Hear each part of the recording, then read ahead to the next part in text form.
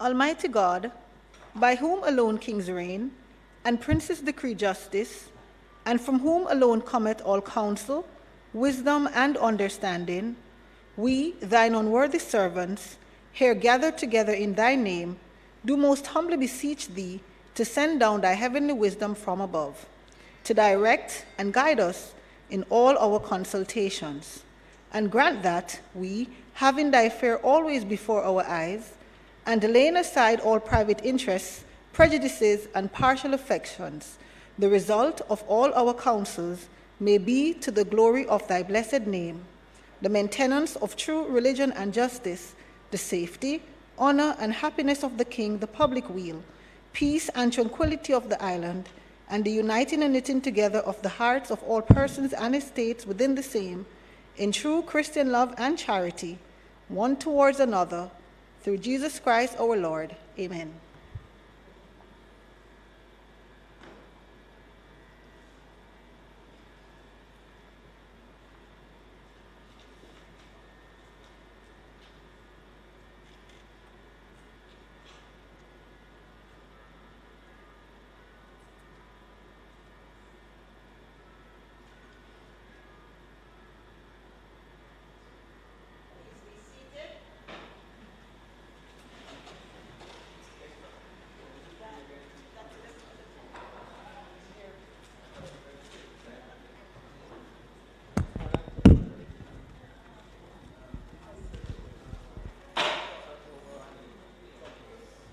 House now resumes its sitting. Call of the roll.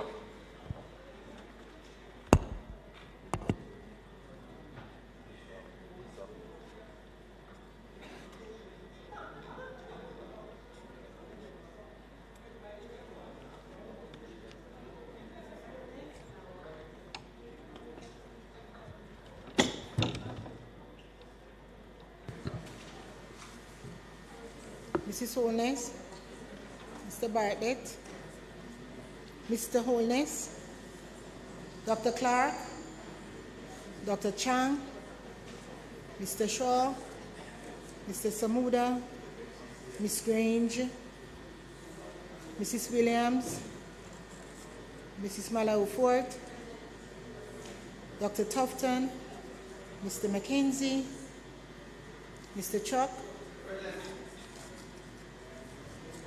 Mr. Vaz, Mr. Warmington, Mr. Charles, Mr. Green, Mr. Morgan, Mr. Hutchinson, Mr. Terrelong, Ms. Smith, Dr. Dunn, Mrs. Cuthbert Flynn, Mr. Main, Mr. Davis,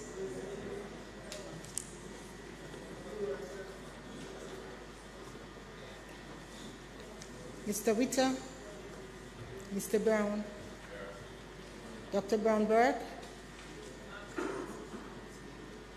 Dr. Charles, Mr. Chin, Mr. Clark, Mr. Cousins, Ms. Crawford,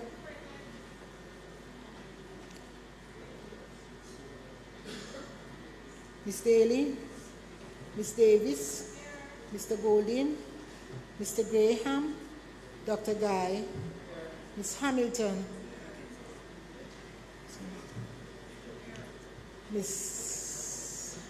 Hanna, Mr. Henriquez, Mr. Henry, Mr. Hilton, Mr. Jackson, Mr. Lawrence, Ms. Lee, Ms. Miller, Mr. Miller, Mr. Montague, Ms. Morrison, Mrs. Nita Garvey, Mr. Paulwell, Mr. Phillips, Dr. Phillips, Mr. Robertson, Mr. Robinson, Mr. Siblist, Mr. Slowly, Mrs. Vaz, Dr. Wheatley, Mr. Wilson, Mr. Williams, Mr. Wright, Ms. Smith,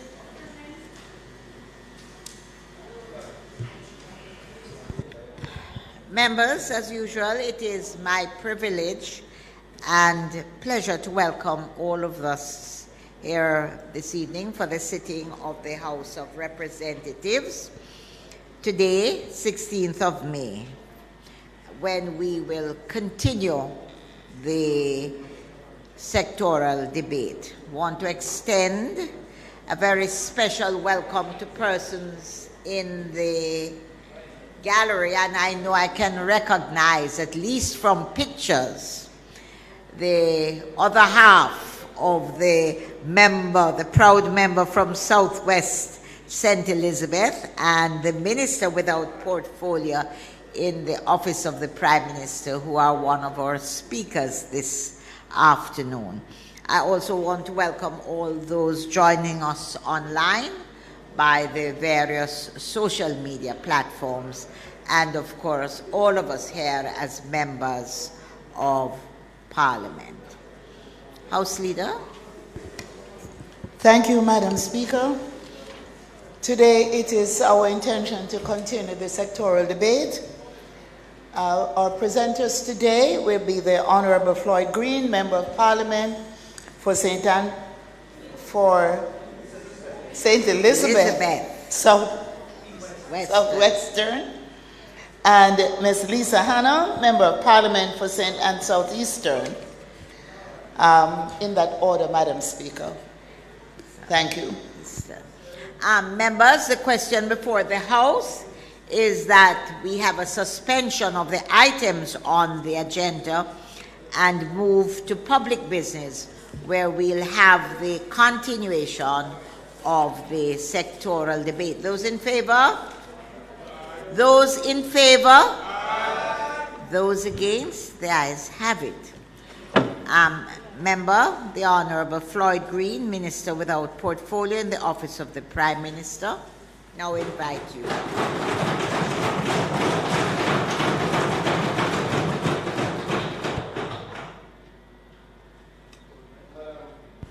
Madam Speaker, permission to speak from a seat. That's not mine. Permission is granted. Thank you. Colossians 3, verse 23 says, whatever you do, work with all your heart, as working for the Lord. Madam Speaker, we gather here today acutely aware that the work we do will determine the lives of generations of Jamaicans. Our people are among the most creative, talented, determined, hardworking, and astute people in the world, and are depending on us who occupy these chairs to represent those values and aspirations, and to do our part in ensuring that they can experience a better life. Madam Speaker, I remain humbled that I have been called upon to play a part in this mission, a mission that this government is committed to, not in talk, as is often the case, but in action, in far-reaching, calculated action that will ensure that every single Jamaican, no matter their station in life, will enjoy a better life. So, Madam Speaker, today we'll outline how the Office of the Prime Minister and the various agencies, units, and councils under my charge are working to create a better life for all Jamaicans. But first, Madam Speaker, allow me to share some words of gratitude. In my darkest moments and in my greatest joys, I appreciate that I am nothing without the Lord. I give him thanks for continuing to lead, guide, and strengthen me on this journey. My mother and father, June and Ronald Green, I thank them for the fundamental values that they imparted, and I thank Grandpa Roots up in heaven for always instilling belief in me. To our Prime Minister, the Most Honourable Andrew Holness, this past year has further cemented my belief that he will fundamentally transform Jamaica for the better.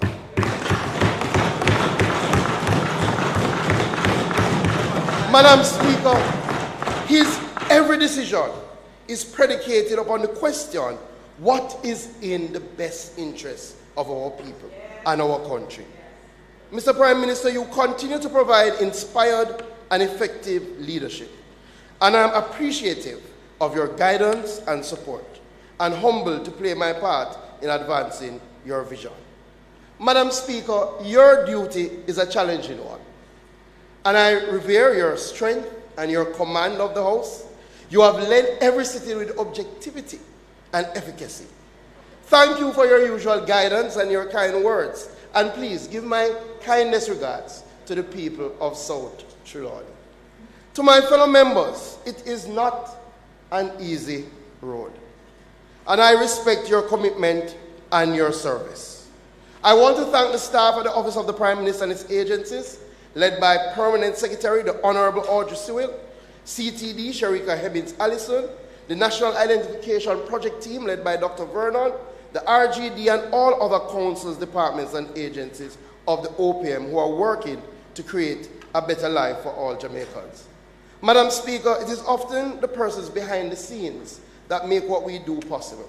And I wouldn't be able to stand here today without the work of my communication specialist, Kenisha Campbell, my executive assistant, Malika Morgan, my secretary, Dorset Bowen Walsh, my close protection officer, Roxroy Montague, and Rasta, my driver. Madam Speaker, this is the 5th time that I've been able to address the House in a sectoral presentation. This is, however, the first time that I am able to welcome my wife.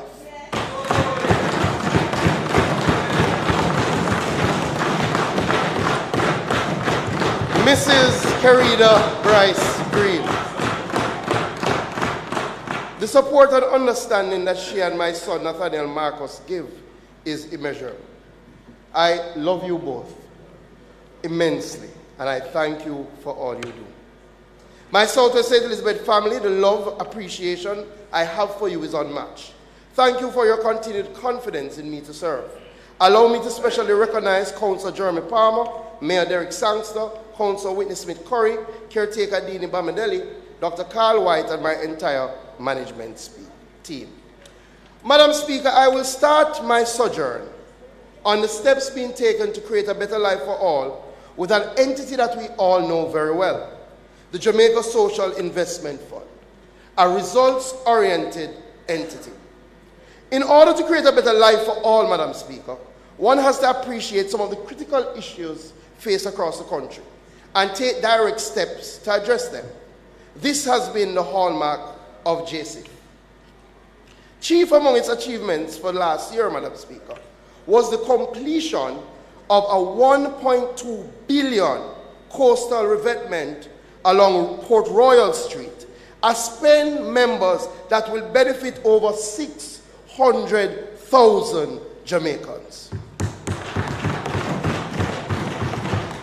This benefit will come through the reduction of the physical vulnerability of downtown Kingston, and also the fishermen in the area, Madam Speaker, have been given a new beach area with amenities for them to conduct their trade.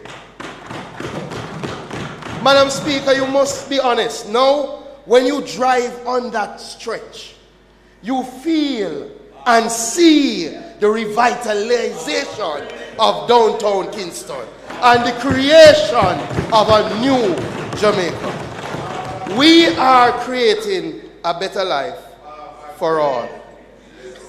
JISTV infrastructure support is, however, not limited to urban spaces or to reducing climate vulnerabilities, with the government, through the Minister of Local Government, identifying the need and risk that our country faces from a poorly supported Jamaica Fire Service. JISTV has provided finance for fundamental change. Madam Speaker, for years, the people of Yallas and Port Maria were promised that something would be done about the lack of support for the fire service. Under this Andrew Holness-led administration, through JISTV, Jamaica's ability to mitigate against and manage emergencies in Yallas and in Port Maria has been strengthened with the construction of 2 fire stations, benefiting over 200,000 persons, costing $371 million. Madam Speaker, for all of us who sit in this house, we appreciate that the lack of facilities to treat with our children with special needs is a severe situation. This has been the case for decades, but it's not a reality that we can allow to persist. The Ministry of Education, Madam Speaker, is now working to create a better life for our children with special needs, and JISTV is making it possible.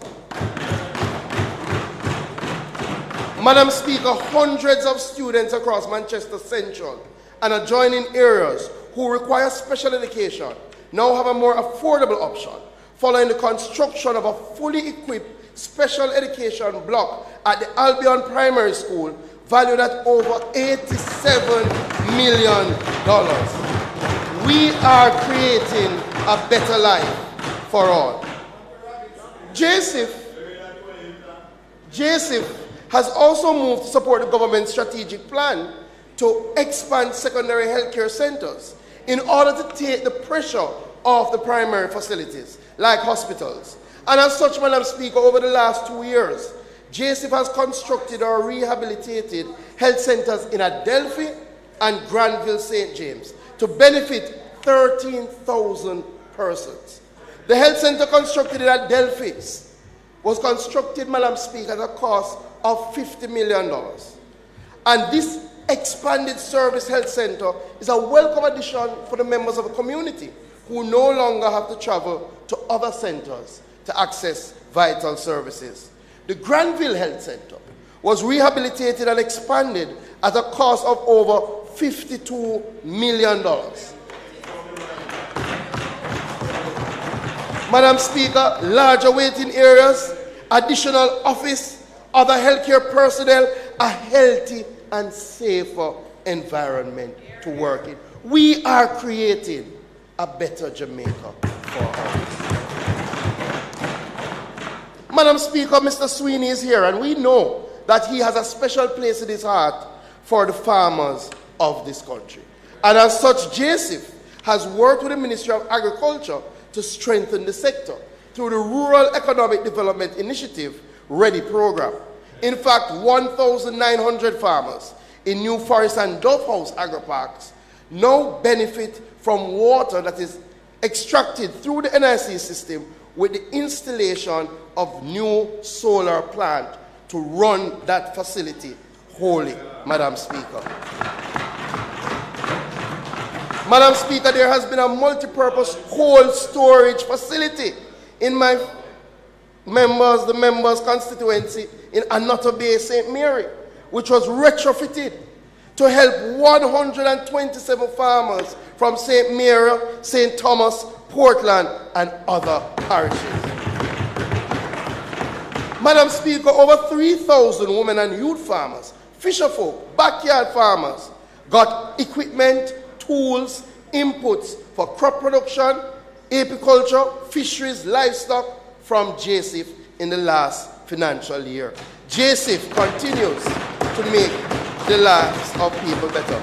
But Madam Speaker, the member who speaks next can testify to the work of JISTV. What never happened in 22 years is happening now under this government. Madam Speaker, it was on full display with the recent handover of 3.1 kilometers of road in Epworth, Southeast St. Anne, costing over $106 million. Madam Speaker,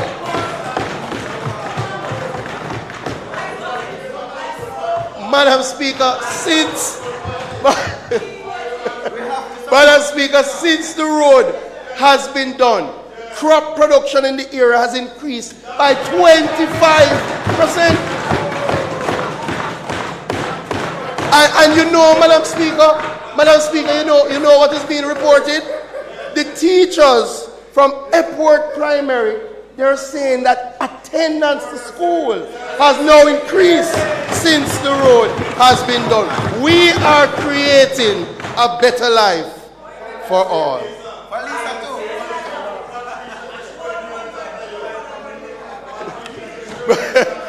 Madam Speaker, in volatile communities, the safe route to school initiatives have been implemented, namely in Augustown, Roehampton, in Greenwich Town, in St. James as well. Sidewalk guardrails are constructed, training is provided on safe road practices to reduce negative incidents involving our children walking to and from school. There are 7,000 direct school beneficiaries of that program. In the zones of special operation and in the communities under SOE, JISTV has been strengthening the capacity and working with community groups for them to be leaders in their communities. In fact, they have touched over 64,000 persons across these communities. JISTV also has the integrated infrastructure project, a combination of road rehabilitation, water and sewage infrastructure repair, and the upgrade and installation of laterals so people can have legal connections. One of the areas that they're now working on, Madam Speaker, is Goldsmith Villa and African Gardens in St. Andrew, benefiting over 10,000 people. Madam Speaker, we will continue this work in the new financial year. We will continue our initiatives at climate change on a disaster vulnerability reduction program, where we're continuing the drainage works on the Myton Gully crossing in St. Catherine, which is being undertaken at a cost of $245 million.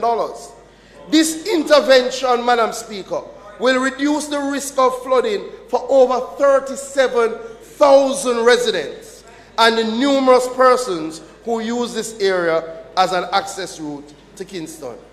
Madam Speaker, for this financial year, JISTV will be constructing and equipping a biosecure, climate-resilient tilapia fish hatchery at the aquaculture branch in Tottenham Park, and will be training 28 National Fisheries Authority staff. Madam Speaker, for this financial year, JISTV will be investing in the agro-parks at Plant and Garden River and Ebony Park to boost the irrigation systems, to benefit over 110 farmers and bring 150 acres of arable land into production.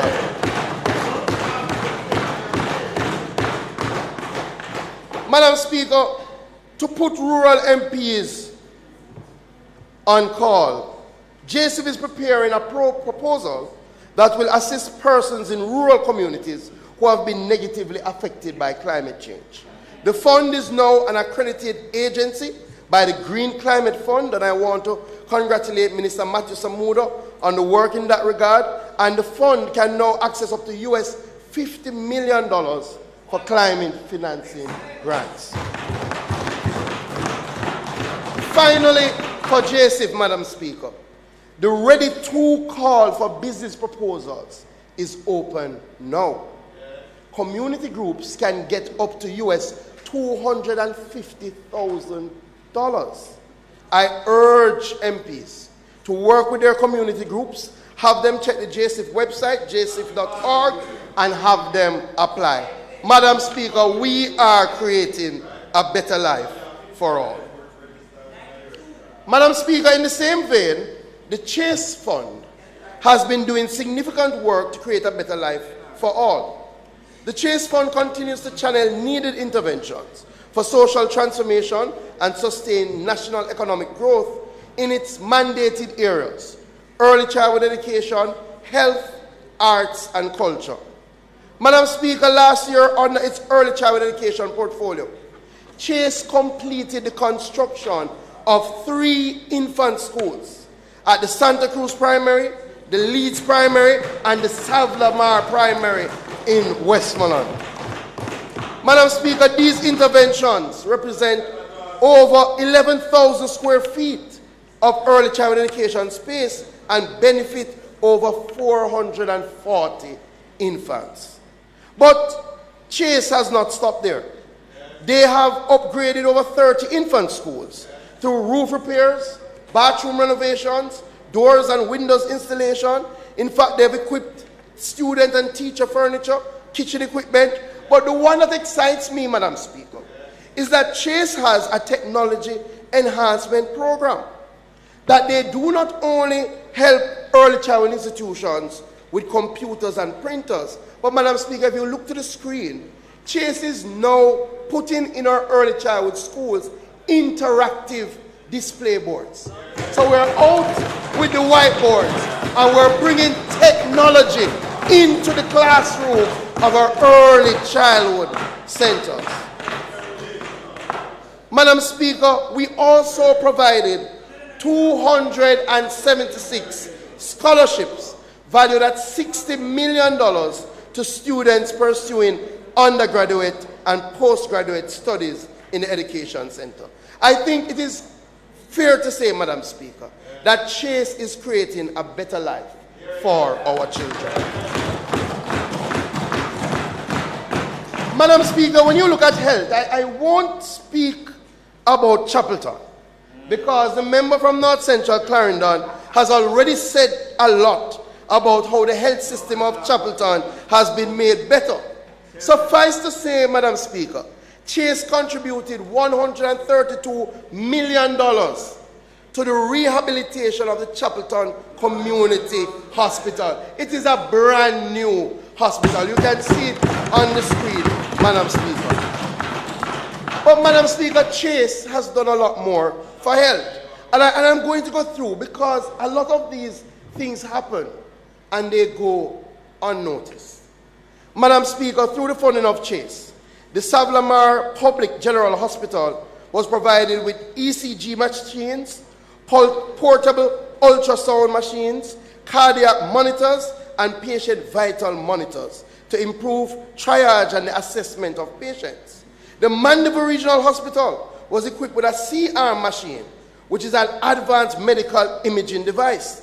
The Bustamante Hospital for Children was equipped with microbiological incubator for the testing of biological samples. Additionally, digital radiographic equipment was put in 6 hospitals and health centers in the southern region, while Salt Spring Health Center saw upgrades. Madam Speaker, all of these interventions will help over 237,000 Jamaicans. But, Madam Speaker, Chase did not stop there. In fact, the Kingston Public Hospital and the Spanish Town Hospital each received 10 new dialysis machines funded by Chase. Madam Speaker, we know the need. These machines will greatly improve patient care and reduce downtime often experienced from the older malfunctioning units. Additionally, Madam Speaker, 6 well-needed ambulances were funded by Chase, 4 to the Western Regional Health Authority and 2 to the Southeast Regional Health Authority. Madam Speaker, we are creating a better life for all. Madam Speaker, last year the Prime Minister gave the directive that $150 million should be provided to our entertainment industry to help revitalize the industry. $150 million.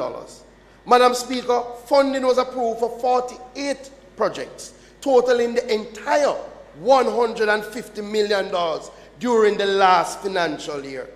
Madam Speaker, a vast array of things were done, including supporting entertainment events, supporting cultural organization, minor repairs to facilities that house artistic and cultural activities, things like the Civil Emancipation Jubilee, Jamaica 60 Sound Fest in St. Anne, and the 14th annual Charlestown Maroon Conference all got support from the $150 million.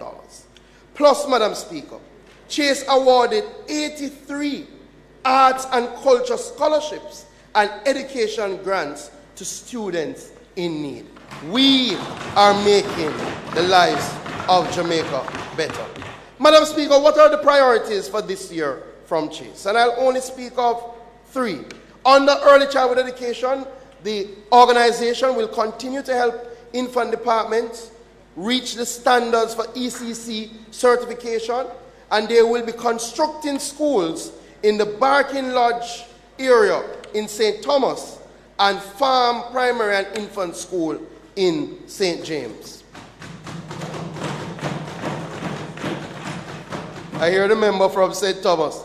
In relation to health, Madam Speaker, a very exciting initiative that Chase wants to embark on starting this year, appreciating the challenges that we have with people who have kidney problems, Madam Speaker. Chase is looking to construct a regional nephrology center of excellence in St. Anne. They will start the design work this year at the St. Anne's Bay Hospital.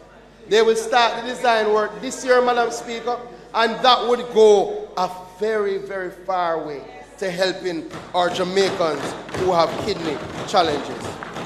Madam Speaker, one of the main priorities, and the member from St. Thomas will clap again, one of the main priorities on the arts and culture this year, as directed by the Prime Minister, Chase will be establishing a museum in Morant Bay, St. Thomas, to commemorate the country's rich cultural history and the history of the area. Madam Speaker, we can all agree that the Chase Fund is helping to make the life better for all Jamaicans. Madam Speaker, making life better also means making government processes and systems easier. This has been the direction since I have had oversight of the RGD, and it aligns with the RGD's digital bold strategy. The ultimate objective is to increase accessibility, convenience, and efficiency in our products and service. Last year, Madam Speaker, I announced that the RGD has earmarked on a digital transformation journey to position itself to transition into the National Identification Registration Authority, which is expected to be the leader in the delivery of digital government services. Madam Speaker, I'm pleased to announce that we achieved big things last year. Last year, Madam Speaker, I announced that we would be able to get an online electronic burial order. That was done. Last year, Madam Speaker, I announced that Jamaicans would be able to go online and apply for adoption certificates. That was done. Last year, Madam Speaker, I announced that you will be able to sit in the comfort of your home and book your wedding at the RGD online. That has been done. Madam Speaker, not only did we do what we said we were going to do, but Madam Speaker, the team did more. Since December last year, you can go online and pay and search for authenticated copies of wills and deeds. Madam Speaker, it's something that the diaspora has been asking for, and now you can go on and search. The other thing that we did in December, Madam Speaker, you can track your applications online. You no longer need to pick up the phone and call the RGD to ask them where in the process is your application. You can go online and see the status. And Madam Speaker, to be honest, my wife and I, we put the system to the test. So, Madam Speaker, having got married, we sat at home and we applied for our marriage certificate. Madam Speaker, it took us 3 minutes to do the application online. 3 minutes to upload the documents, apply, and submit the application. Madam Speaker, we tracked the application in real time, and we could see when it was received, when it moved into one section, when it moved to another section. Madam Speaker, in 5 days, the application was ready for pickup. Madam Speaker, we are making life easier for all Jamaicans. No, I don't keep it. The wife keeps it. I'm sorry. But Madam Speaker, not only have we introduced these services, because people might say, you've introduced these services, but are people using them? Madam Speaker, between April 1, 2022 and March 31st, 2023, 43,000 Jamaicans paid and utilized online services of the RGD to make their application for various things. In fact, we just introduced the online tracking, Madam Speaker, and 17,000 Jamaicans have already utilized the online tracking service to track their application. Madam Speaker, there is more. I have challenged the management team to install systems to cut the wait time and make the experience better when you visit the RGD offices. Madam Speaker, last year, we put in an additional 5 locations, Mandeville, Maypen, Santa Cruz, and St. Anne's Bay, and also Portmore, we put in automated customer queuing systems. Madam Speaker, this has reduced wait time by an average of 21% across all our branches. But Madam Speaker, we've gone even further, because as we move in the modern age, every single RGD office now, Madam Speaker, that you go into, they have Wi-Fi in the customer service area.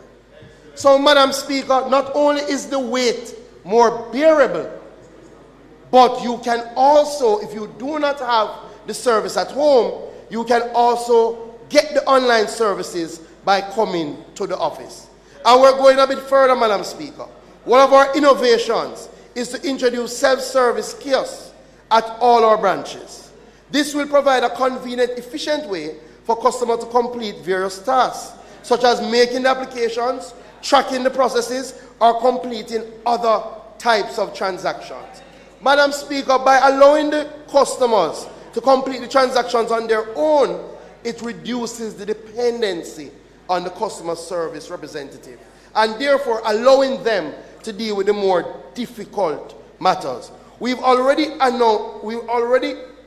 installed the first at our head office. And Madam Speaker, what I'm pleased to announce that we're going to do this year is not just install the kiosks at RGD offices, but Madam Speaker, we're going to go to high traffic government offices like the tax office, so that if you go to the tax office, you can also do the RGD's business instead of having to travel to multiple places to get that done.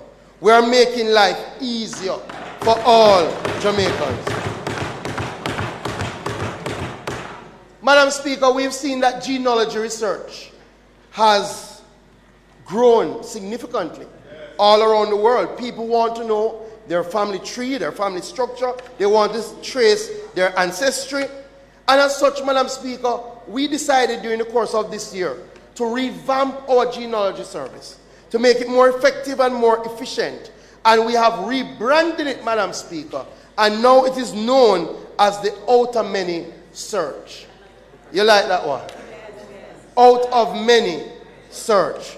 So, Madam Speaker, since the rebranding, we have already received 609 applications for the Out of Many search. And I invite all parliamentarians to utilize the search.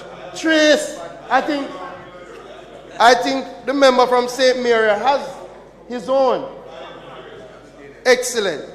Madam Speaker, let me speak about what is next for the RGD. Madam Speaker, I spoke about my own experience in getting the marriage certificate, but there was one challenge, and I'll tell you. One of the challenges that we had, Madam Speaker, is in the actual collection of the certificate, because the collection of the certificate required that we travel to the RGD office to get the certificate. And that took a little too long. Madam Speaker, I'm pleased to announce that in the second quarter of this year, you will be able to get your RGD products delivered to your doorstep.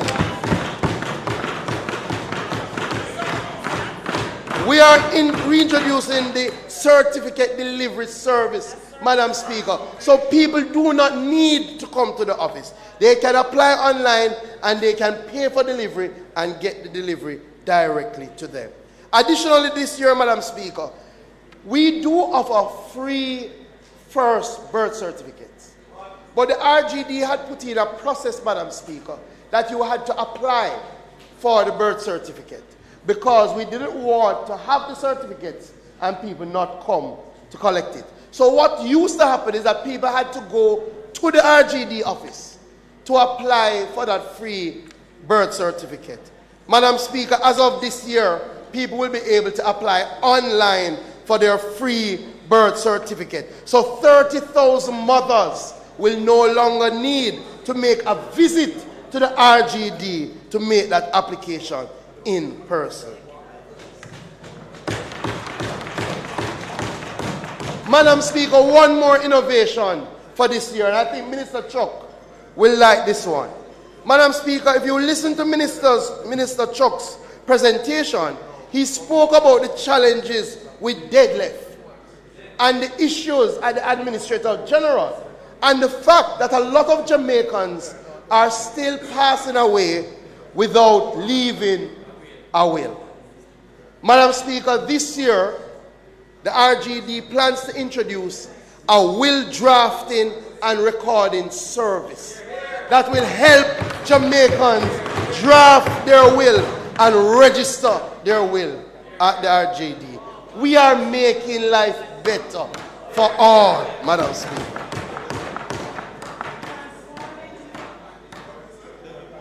Madam Speaker, I have two more. Madam Speaker, in this regard. We are going to install, Madam Speaker, we are working with our parish councils. We do realize, Madam Speaker, that there are a number of Jamaicans who die overseas, Madam Speaker. They come to Jamaica to be buried, but the RGD has no record of that burial. We're going to be working with the parish councils, and the parish councils have the burial record. We're going to be working with the parish councils so that we can close that loop this year. Additionally, we're going to be purchasing a new call management system, Madam Speaker, because I have heard the complaints about people trying to call the RGD and still having challenges. But Madam Speaker, this is the innovation that I'm most excited about. Madam Speaker, over the years, I have continued to advocate for the inclusion of our most vulnerable in all that we do. In order to satisfy, Madam Speaker, our visually impaired customers, this year, the RGD will be embarking on printing birth certificates in Braille, Madam Speaker. Madam Speaker, this will be executed through a partnership with the Jamaica Council for Persons with Disabilities, the Jamaica Society for the Blind, and the other relevant stakeholders. Madam Speaker, this will be a pioneering effort in the English-speaking Caribbean, but it will ensure that those of our visual impaired and those who are blind feel included in what we do here in Jamaica. Transformational. Madam Speaker, last year, the government committed to introducing an undocumented registration program for Jamaicans earning minimum wage or less. To date, Madam Speaker, we have received over 2,000 applications for birth certificates under the government Operation Birthright program. Madam Speaker, we've also partnered with the Direct Department of Correctional Services. And we have already, and I want to commend Minister Chang and Minister Main especially, we've already, Madam Speaker, provided close to 100 birth certificates for inmates who never ever had a birth certificate. Madam Speaker, what we have found in the Operation Birthright program, only about 10% of those who apply had some form of preliminary documentation. The other 90% were basically starting from scratch. And what that means, Madam Speaker, we have to, in a number of cases, obtain their school records, obtain records from churches, from communities, in order to get them a birth certificate. Of the ones that are easy, Madam Speaker, we've already printed 96%. So already 274 persons who did not have a birth certificate now have a birth certificate, Madam Speaker. And we are moving to do the work to treat with the rest. In fact, Madam Speaker, what we have done is that we have employed about 14 new persons that are focused member on Operation Birthright. So what you will see over the next 2 months is an acceleration of the pace between application and providing the birth certificate. We are also will be embarking on a promotional campaign, Madam Speaker, because we know there are still more persons out there and we want them to apply. As such, I'm imploring all Jamaicans to use the program to gain the benefits. Last year, Madam Speaker, I also announced that we were moving on a digitization project. I'm pleased to update the House, Madam Speaker, that Fujitsu Caribbean Jamaica Limited has completed the construction and the setup at the RGD, a records digitization and indexing facility. And they have already conducted the pilot that has digitized over 2,300 civil records. Madam Speaker, to remind the House, this project, which falls under the NIDS program, this project will digitize all the records at the RGD from 1930 to present, Madam Speaker. And Madam Speaker, you know, an additional benefit, we have already employed 29 HOPE students. And we're seeking to employ another 11 HOPE graduates, Madam Speaker. And when we're finished, these graduates will be certified in digitization. And we expect them now to move across government to help in the digitization process. Madam Speaker, we're also in the process of procuring a national civil registry solution. This solution will be able to link all our records, from birth, marriage, deed poll, death records. Madam Speaker, I don't know if you know, and members, I'm not sure if you are aware, but we have a process in Jamaica that is called a life certificate, Madam Speaker. Madam Speaker, people who are on the NIDS pension, every 4 months, they have to find a JP that has to verify that they are still alive. Now, the most vulnerable among us, they have to go to get a JP to say that they're alive. And why that happens, Madam Speaker, is because there is no link between our records. So if somebody passes away, there is no automatic process for you to know. This government will get rid of the life certificate regime. So, Madam Speaker, we are procuring a new civil registry solution to link all our records, and we're going to be introducing our national identification system. Madam Speaker, last year we spoke about thinking digital. But oftentimes we forget that the reason why we're embarking on a digital journey is to make life easier for our citizens.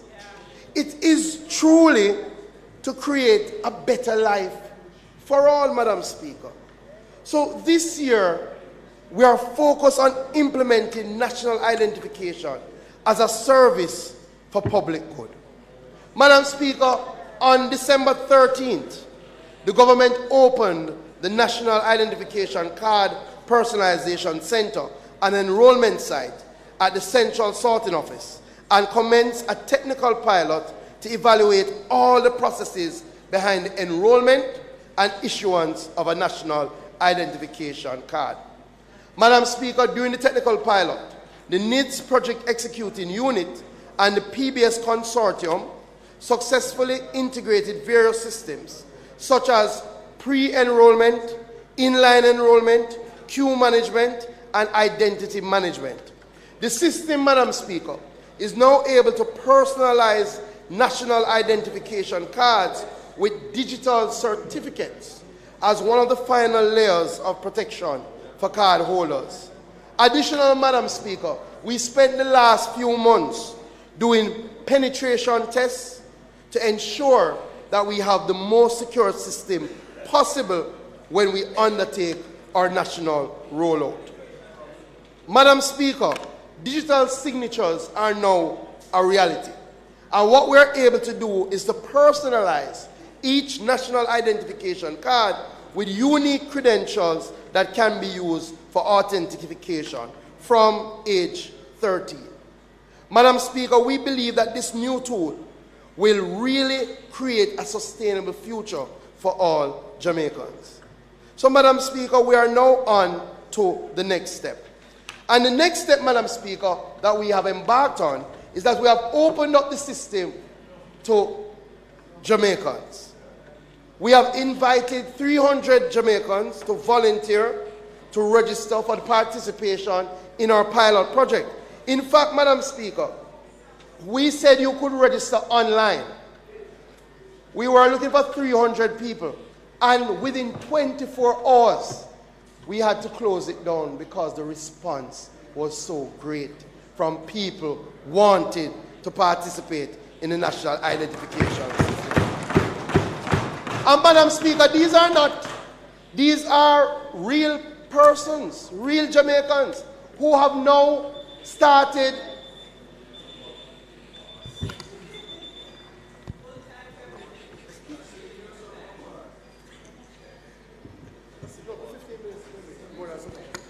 Madam Speaker, I now ask that the Minister's time for speaking be extended by 15 minutes to allow him to complete his presentation. Thank you.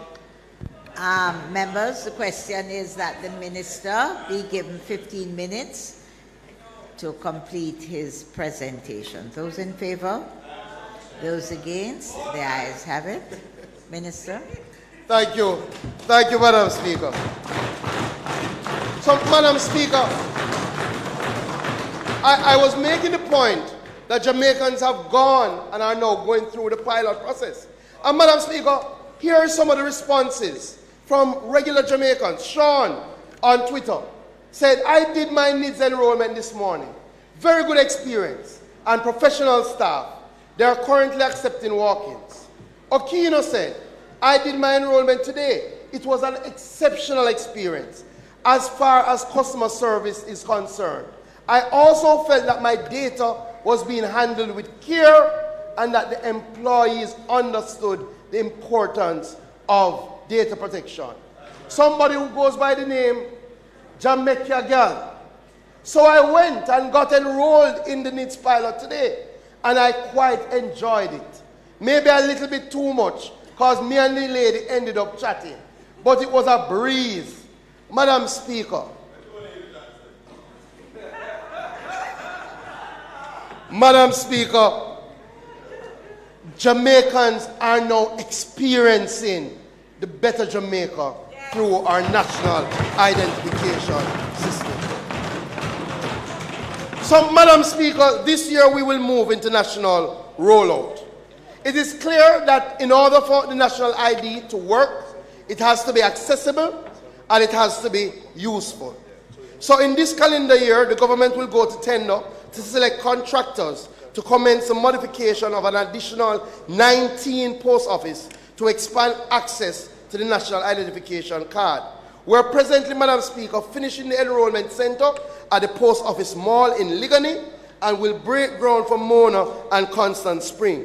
Madam Speaker, we will be utilizing the post office space to create modern, state-of-the-art enrollment facilities. I wanted to show you a little bit of what it will look like. So let us see if we can get the video going.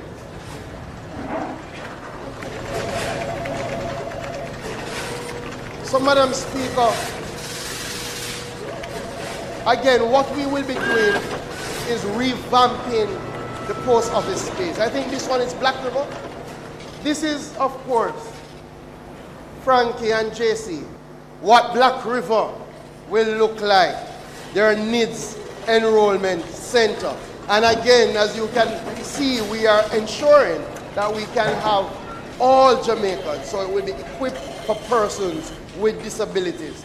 This is a good point to note, Madam Speaker, that the National Identification Card, if persons with disabilities so elect, they will have the international disability sign on their card, so they can use that to show that they have a disability. Can we see what Mona will look like?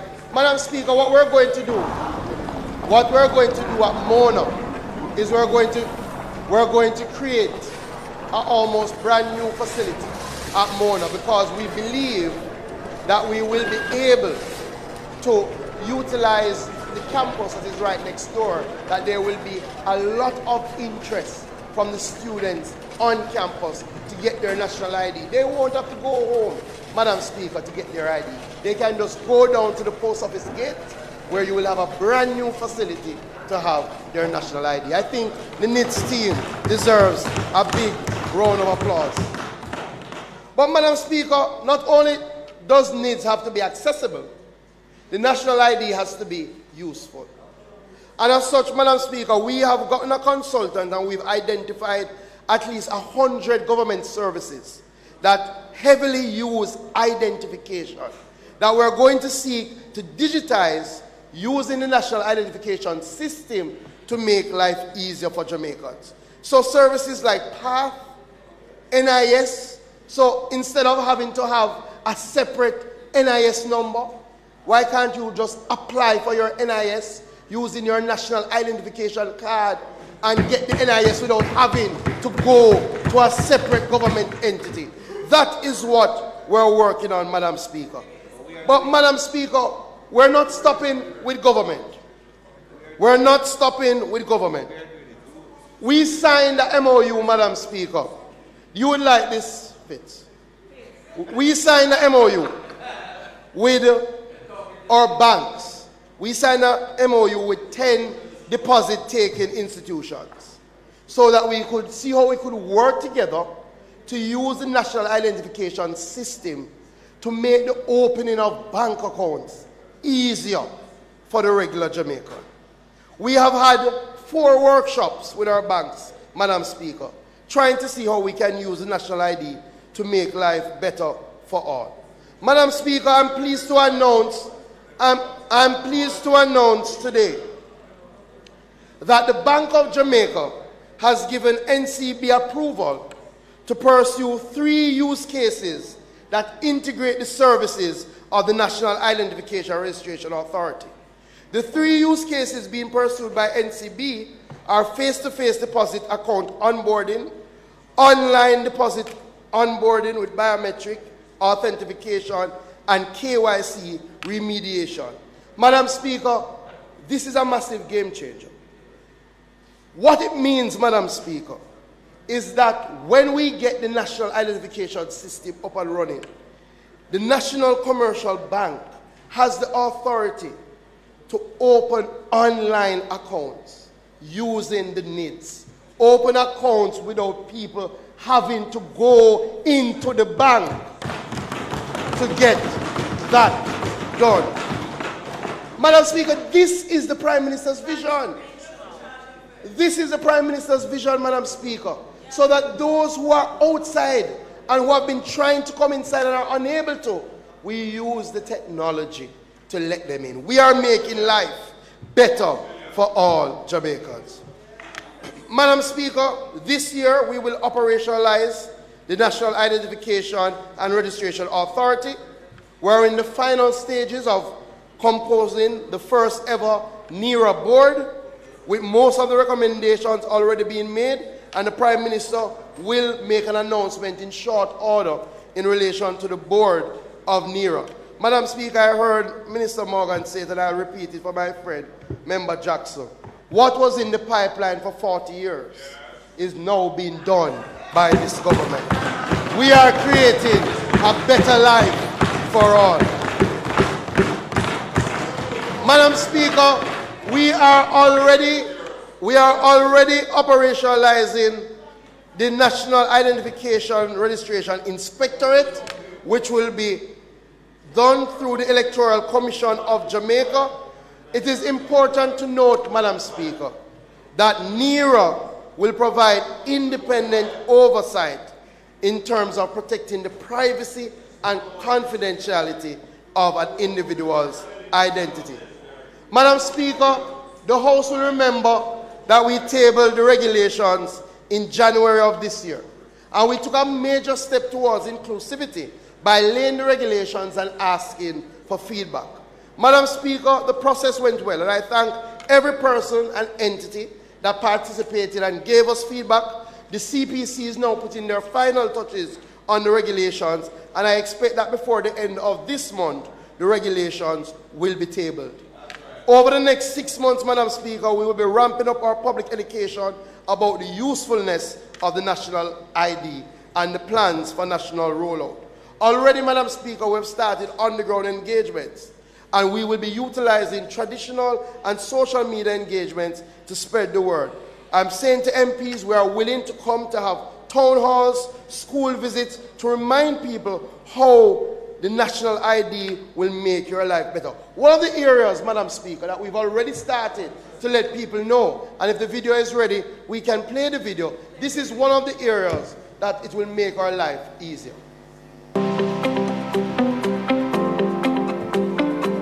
Will you still need a justice of the peace to verify your identity?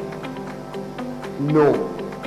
When you have your national identification card, that card is sufficient proof of your identity by law. And you cannot be asked to use any other documentation to prove your identity. Just your national identification card. Safe, simple, and secure.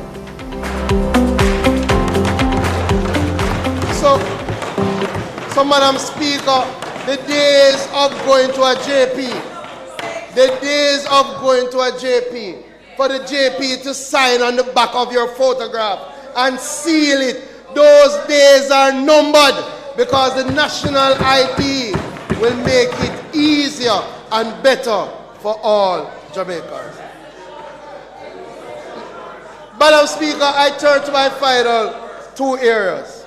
In order to create a better life for all, the government appreciates that we have to take an all-hands-on-deck approach. It's for that reason that we continue to prioritize the National Partnership Council. The National Partnership Council comprises of representatives from the government, the parliamentary opposition, private sector, trade unions, church, youth, women, environmentalists, academia, and other members of civil society. It is grounded in the recognition that no one sector has all the answers for all the challenges that confront our nation. As such, Madam Speaker, last year was a very good year for the National Partnership Council. We introduced a new structure with quarterly council meetings with the Prime Minister, monthly meetings of an expanded coordinating committee, and I really want to thank Susan, who serves as our secretariat, and I want to thank Tony Hilton, who serves as the opposition member on the National Partnership Council. And Madam Speaker, we deal with critical issues. You know, we had a long discussion with the Minister. We had a long discussion with the Minister of Education about education transformation. We dealt with matters such as the rear corporate pollution. We looked at development and building code issues. And we looked at the national identification system. But Madam Speaker, it's not just for talk, because actual decisions recommendations come out of these meetings. In fact, I know Minister Matthew Samuda sat with us about Rio Cobre, and the team advocated for payment for fisher folks. The team advocated for utilization of the bond, and Madam Speaker, all of those things that were advocated for came to pass. And I'll give you another example, Madam Speaker. Quite recently, the Prime Minister sat and listened to the KCAC, NEPA, NWA present around building orders and codes and development orders for Kingston and St. Andrew. And coming out of that meeting, Madam Speaker, the Prime Minister directed that the KCAC needs to make it easier for citizens to be able to see when somebody has applied for building approval in their neck of the woods and to make a complaint if they have a complaint. I can report, Madam Speaker, that since that time, citizens can now go to the Kingston and St. Andrew Corporation website, and they have a tab for development approval that people can go and type in where they live and see what is happening in terms of approvals, denials, things that are in process. So these conversations, Madam Speaker, lead to actual action. Madam, we have to come there. I agree. Madam Speaker, quickly, we signed the new partnership agreement that was signed last year. It's the partnership, the new social partnership for Jamaica's strong and sustainable recovery. Also, Madam Speaker, we have set up a new web page for the Partnership Council, and you can access that via opm.gov.gov. And last year, the Governor General, through the support and advocacy of ACORN, proclaimed October 25 to be National Partnership Day. So, Madam Speaker, the government has seriously worked to strengthen partnership. My final area, Madam Speaker, is around road safety. Madam Speaker, as our government crafts a better life for all Jamaicans, it is important that we focus our energy on ensuring that our people are around to live that better life. Members of this House, still too many people are dying on our roads. And all of us have to coalesce around the action needed to reduce these numbers. The National Road Safety Council has continued its efforts and dedication to making a difference on the nation's roads and to saving the lives of Jamaicans. Thankfully, Madam Speaker, since the start of the year, we have seen a reduction in the amount of road fatalities and also a reduction in the amount of fatal collisions. Madam Speaker, up to yesterday, May 15th, we recorded 142 collisions and 155 deaths on our roads. This compares to 152 collisions last year and 171 deaths at this time last year, representing a 10% decline in collisions and a 17% decline in deaths. This is positive news. However, our numbers of road fatalities are still far too high. Madam Speaker, we have lost 45 motorcyclists. We have lost 40 pedestrians. The deaths represent over 100 Jamaican families that have suffered immeasurable pain and grief, and in most cases have lost their breadwinners. Additionally, Madam Speaker, it was estimated that 5 years ago, the cost of road traffic crashes to the government health sector was $3.2 billion. And this estimate did not take into account private healthcare costs or the costs associated with the loss of productivity due to death or long-term care of injured persons. Madam Speaker, $3.2 billion. Madam Speaker, we cannot relent. And members, we must change the attitudes and culture of reckless driving on our roads. So, Madam Speaker, as we mark UN Global Road Safety Week, Jamaica continues to champion and implement the Safe Systems approach to road safety, which was announced by our Prime Minister in September 2021. And I'll tell you quickly, Madam Speaker, the three things that we're focused on this year. Madam Speaker, we are still focusing on the implementation of the Road Traffic Act. The Road Traffic Act, Madam Speaker, is not a tool of oppression. The Road Traffic Act is designed to promote safe driving practices. And Madam Speaker, if adhered to, the Road Traffic Act would significantly reduce our road fatality numbers. Nonetheless, Madam Speaker, the Council is undertaking a review as directed by the Prime Minister of provisions of the Road Traffic Act. And we have been taking comments from the public. We've already had our first meeting, Madam Speaker, and we're going to have our second meeting before the end of May.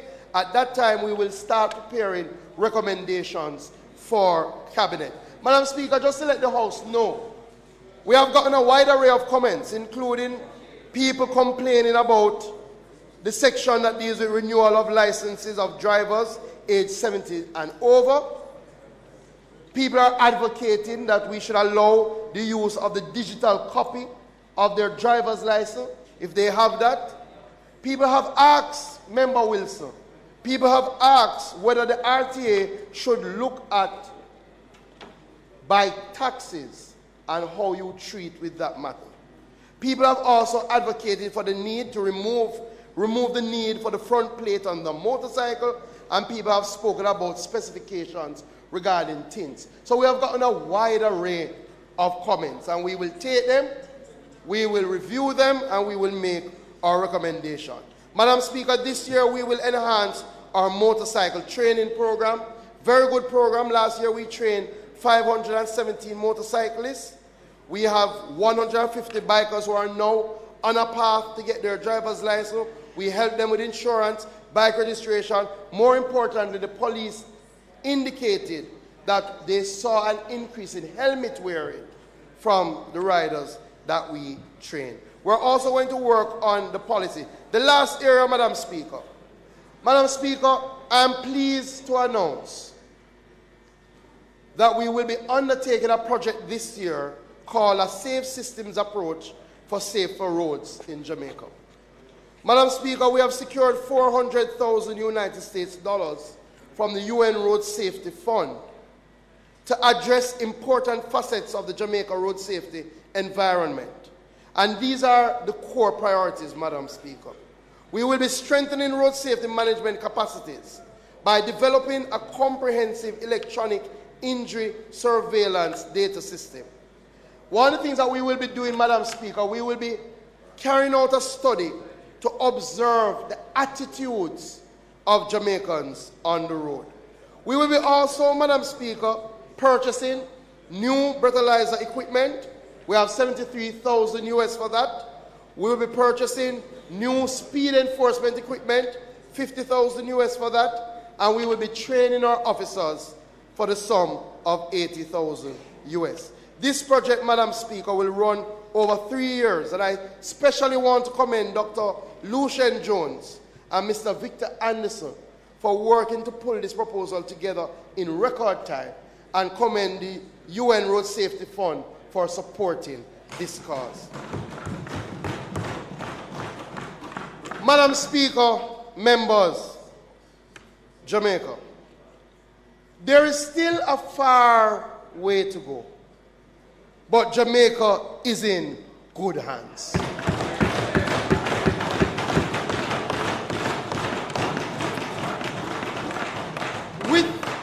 With the leadership of the Most Honorable Andrew Holness, innovation, transformation, and growth have been our hallmark.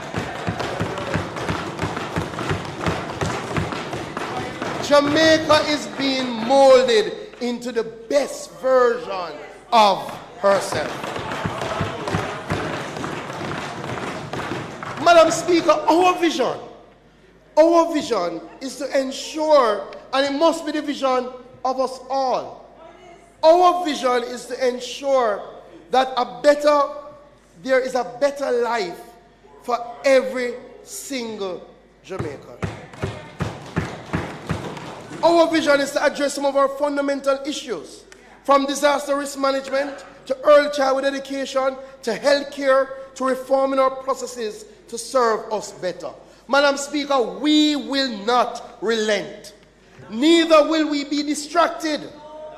This government will, through concerted action, make life easier and better for our citizens. Madam Speaker, we will use our new electronic national ID to unlock the true potential of our people. We will not be left behind. Instead, we will be the creators and not just the users of technology. We will be the trailblazers in climate-smart actions. We will be the trendsetters in road safety and correct roads usage. We will craft a better life for all, so that Jamaica may, under God, increase in beauty, fellowship, and prosperity, and play her part in advancing the welfare of the whole human race. God bless you, and God bless Jamaica land.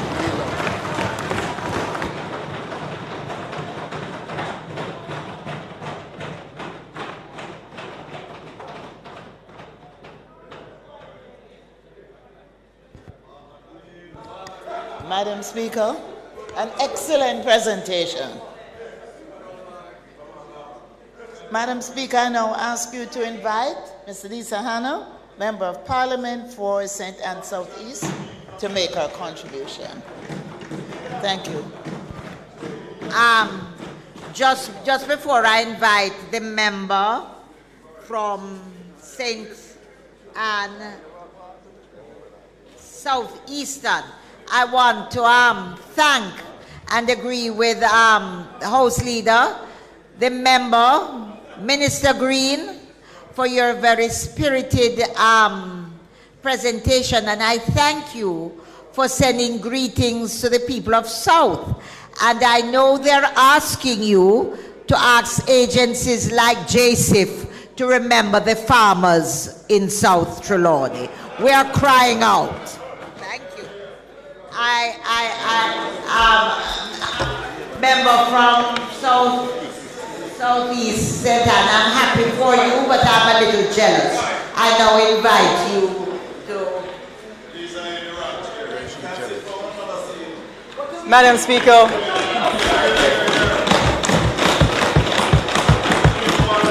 Madam Speaker, I ask permission to speak from a seat other than my own. If the member from Clarendon would stop disturbing you, Madam Speaker, I would ask that you grant me permission to speak from a seat other than my own. Thank you. Madam Speaker, I have a confession. And my confession is that when the Leader of Opposition Business gave me the sectoral debate dates, I actually shrugged him off and gave them back to him because I wasn't interested this time around. I wasn't. I felt that every year we come here and somehow we do the things the same way over and over without making any kind of great impact. And the reason why I felt that way is because I thought for the many years that I've been in here that the process is backward. Because really what should happen is that these sectoral debates take place first, and that then the suggestions from both sides, the best interests of both sides in a very bipartisan modern vision, should then influence and craft the budget going forward with suggestions for moving the country forward. And so I was indifferent to getting up one more year to come back here to give another sectoral presentation. But Madam Speaker, despite my frustration, despite my indifference, I felt that it is in times like these that one has to muster your courage and get back up one more time despite your personal feelings and emotions. Why? Because I think that courage has a responsibility. it might be perceived as unreasonable, and you might have to stand alone on your principles, but it has a responsibility for the generations coming behind us to pave new roads, so that when we are gone, the generations, like some of the first-term MPs and Jamaicans, will actually say, you know what, they were ahead of their time. Hear, hear. So once again, I boldly get up in this house for another moment, perhaps my last moment in terms of a presentation, because I feel that improving the lives of Jamaicans and contributing to Jamaica is more important than my indignation to resignation of saying nothing. Hear, hear. All right. Hear, hear. Madam Speaker, especially now. Happy nice. Madam Speaker, the truth is the world's geopolitical tectonic plates have shifted. And they've shifted in a way that is acting at a pace that is simultaneous and that is moving in ways that perplex most of us. Historically, when the world's geopolitical plates had shifted, there were for exacting precise moments. I think some in here would remember the assassination of JFK.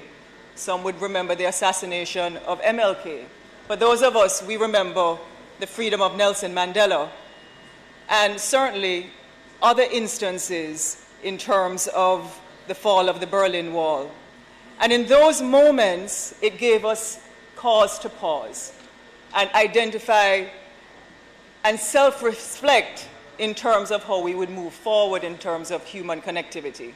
I think the most recent time that we've had our world stop as we know it was with the COVID pandemic. And even though COVID actually caused the world to stop on its axis, the truth is that things have gone right back to the same way. Somehow it has not reshaped how we deal with one another. And as a matter of fact, that is not only globally in terms of the gaps in human behavior, but it's also happening right here in Jamaica. It's almost an alternate universe that people want to operate within. And we see it not only in our constituencies with people being frustrated. People are frustrated with how long it takes their elected leaders to give them proper road and water. But we're also frustrated in here because we realize how long it takes us to actually get representation to give our people the road and water. So, Madam Speaker, there's so many displacing events now that are perplexing the world, from LGBTQ+, to the war in Europe between Russia and Ukraine, to global banks that we have perceived over time to be too big to fail, that are crashing, to artificial intelligence about to take every service job that we can possibly imagine, to a civil war that is taking place in Haiti right beside us. What is happening is that these displacing events worldwide are not only disturbing to some people, but it has made them apathetic and dissonant.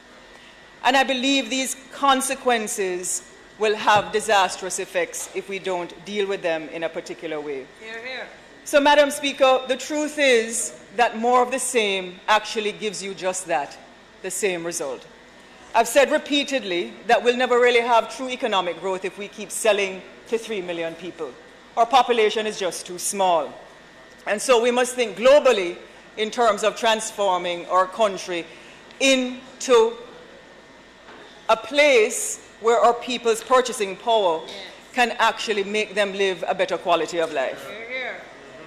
So we must think globally, Madam Speaker, to transform our country into the export value-added led economy that sells goods and services to the rest of the world. Jamaica has been pursuing the same economic model and path for too long, without real per capita growth for our people. And yes, all the statistics are heading in the right direction. Our balance sheet looks good. Everything that the minister actually came to Parliament and said that we're on the right track, he's actually right.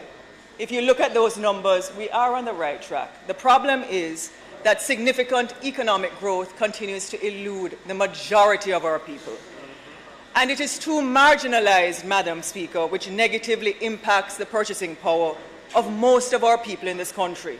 And so even though we look at the changing skyline in Kingston with all of the rental and commercial properties that are actually going up, the truth is that the model that we're using to somehow grow small business to medium businesses to big businesses in the long term is not working. And we're not identifying where the income and salary is going to come from the majority of people to either buy those places or rent those spaces. That's true. And so we can't compete globally, Madam Speaker, with small businesses on the world stage. In other words, you cannot expect a small farmer to internationally compete on the world stage with supplying what he has without completely revamping the agricultural sector, both in terms of policy. If we don't restructure the entire agricultural mindset and have processing plants urgently, Madam Speaker, that meet international standards, creating the demand for small farmers to supply, it makes no sense. It's almost as if we're spitting in the wind. Our habitual thinking, Madam Speaker, has remained the same. We're holding on to old beliefs and systems that have not allowed us to make quantum leaps anywhere. We're afraid of making the paradoxical moves. We have faith in the familiar, and we are not challenging the boundaries that we should be challenging in this era of globalization. And our responsibility, Madam Speaker, as policymakers, is to create the economic climate and mindset that will grow the Jamaican economy in a way that increases the per capita income for all our citizens. And the time to act, Madam Speaker, is now.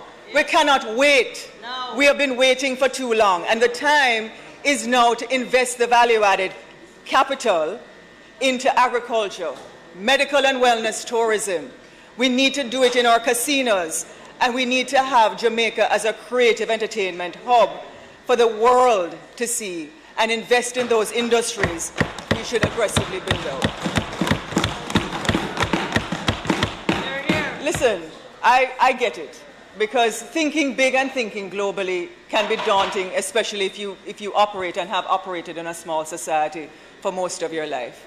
All of us, thinking big and thinking globally can be daunting for some people who have operated in a small society and community for their entire lives. We have been taught that a bird in the hand is worth two in the bush. So we have never been risk takers in a way that we have to take risk. And so the truth is, this is where effective leadership comes in. And I'm not talking about leadership in terms of the JLP or the PMP, because everybody in here is a leader. But effective leadership comes in when you can quell the anxiety of your population, show them the vision, and then you find risk and opportunity in uncertainty. And for all of us in here, that is where we need to start going. Yep. Madam Speaker,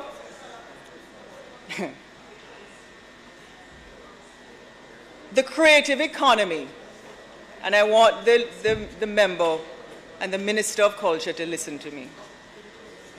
The creative economy contributes about 6.1% to global GDP, averaging anywhere between 2 to 7% of GDP worldwide. In addition to that, the United Nations projects that creative industries will generate additional revenues or annual revenues close to $2 trillion and create 50 million jobs worldwide. Half of these workers are women, many of them between the ages of 15 to 29 years old. And the UN also estimates that these are some of the biggest industries that will contribute to the potential for your exports. Over the years, both PNP administrations and JLP administrations have viewed culture as a mere season of ad hoc activities to make people just feel good. That is true. And the truth is, we don't see it as a major industry that requires stimuli that could significantly grow our economy and better the lives of our people.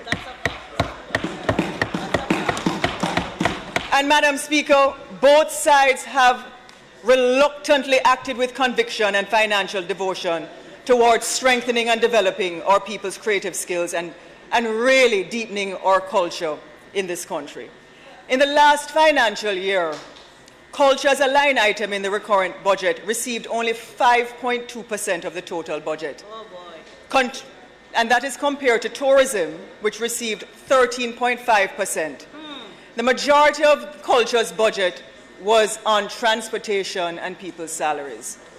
The capital budget for culture was the lowest of all ministries, almost zero, a total of 31.8 million or 3.7%.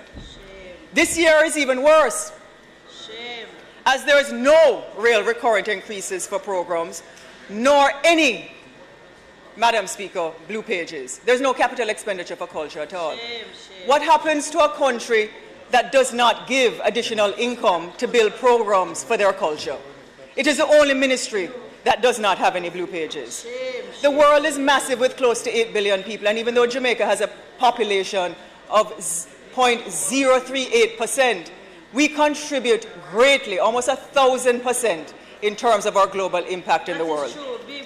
And so we must allocate more resources to build out the framework to transform the cultural teaching of our young people. Hear, hear. Hear, hear. Hear, hear. And we must do it in our school system with a sustained capital budget, Madam Speaker. That's right. No, but it's a serious thing. Because really what we ought to be doing, Jamaica ought to have 2 major, globally competitive performing arts high schools in this country. We ought to have one in the corporate area, and we ought to have one in the West. And these 2 schools must be able to rival international best practices with boarding facilities. We must do it from primary school all the way up. Every child that comes out of a school in Jamaica must be able to either play an instrument, act, do photography, something digital, dance. Cuba does it, visual arts. We must start them young, but the only way we can do it is to have a program similar to the way that we do sports in this country. And we don't have it. The JCDC is underfunded. And it is not right. Our last significant investments in culture, Madam Speaker, was in 1912 and 1958, when the Ward Theatre was built and the Little Theatre was built. That's it. You cannot be a cultural powerhouse and not have structures that identify our humanity and identify who we are as people in this country. And we don't have our Jamaicanness solidified throughout our culture and cultural fabric in our schools. And so, Madam Speaker, we have many proud achievements in culture, but we can't measure them because we do it by accident. A child who goes into school, they might have learned to play them drum or guitar when they go to church. And we need to teach them how to read notes, how to play the piano, how to do all of those things, because it should not be when an MP has an additional CDF allowance that they're doing something like what the member of Northwest Manchester is doing to build a studio. Those things should be readily available in our country so that when visitors come here, they're aware. I mean, 40 years ago, after Bob Marley actually did what he has done for us globally, some people don't even know he was from Jamaica. And we really haven't done anything to build any other kind of musical talent in a systematic way. Or people just have talent that way. We can't even debate the motion that I tabled in here last year to make him a national hero. And that says a lot. It has fallen off the order paper. So, Madam Speaker, the time is now to press the reset and to become courageous and move away from doing the temporary assignments in culture of what's popular to doing what's right. Because if we fail to do it, our cultural footprint will wash away with the tide of other people, and we cannot have that. Very sad. It's very, very sad. Very sad. Madam Speaker, a couple of weeks ago I was doing some research on luxury. And the reason why I was doing the research is because I recognized that in 2022, in China, the age group of under 40s, 60% of their purchasing power was to buy luxury items.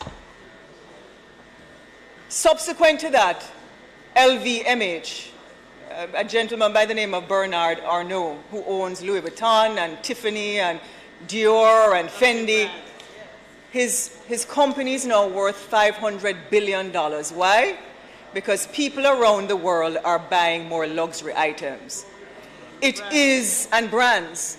And it baffles me because with inflation, rising interest rates, people talking about a looming recession, that people are actually using their money and spending it on luxury goods, but they are.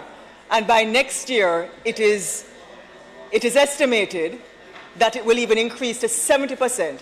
So 70% of people under 40 in China will purchase, 70% of their purchasing power will go to luxury items.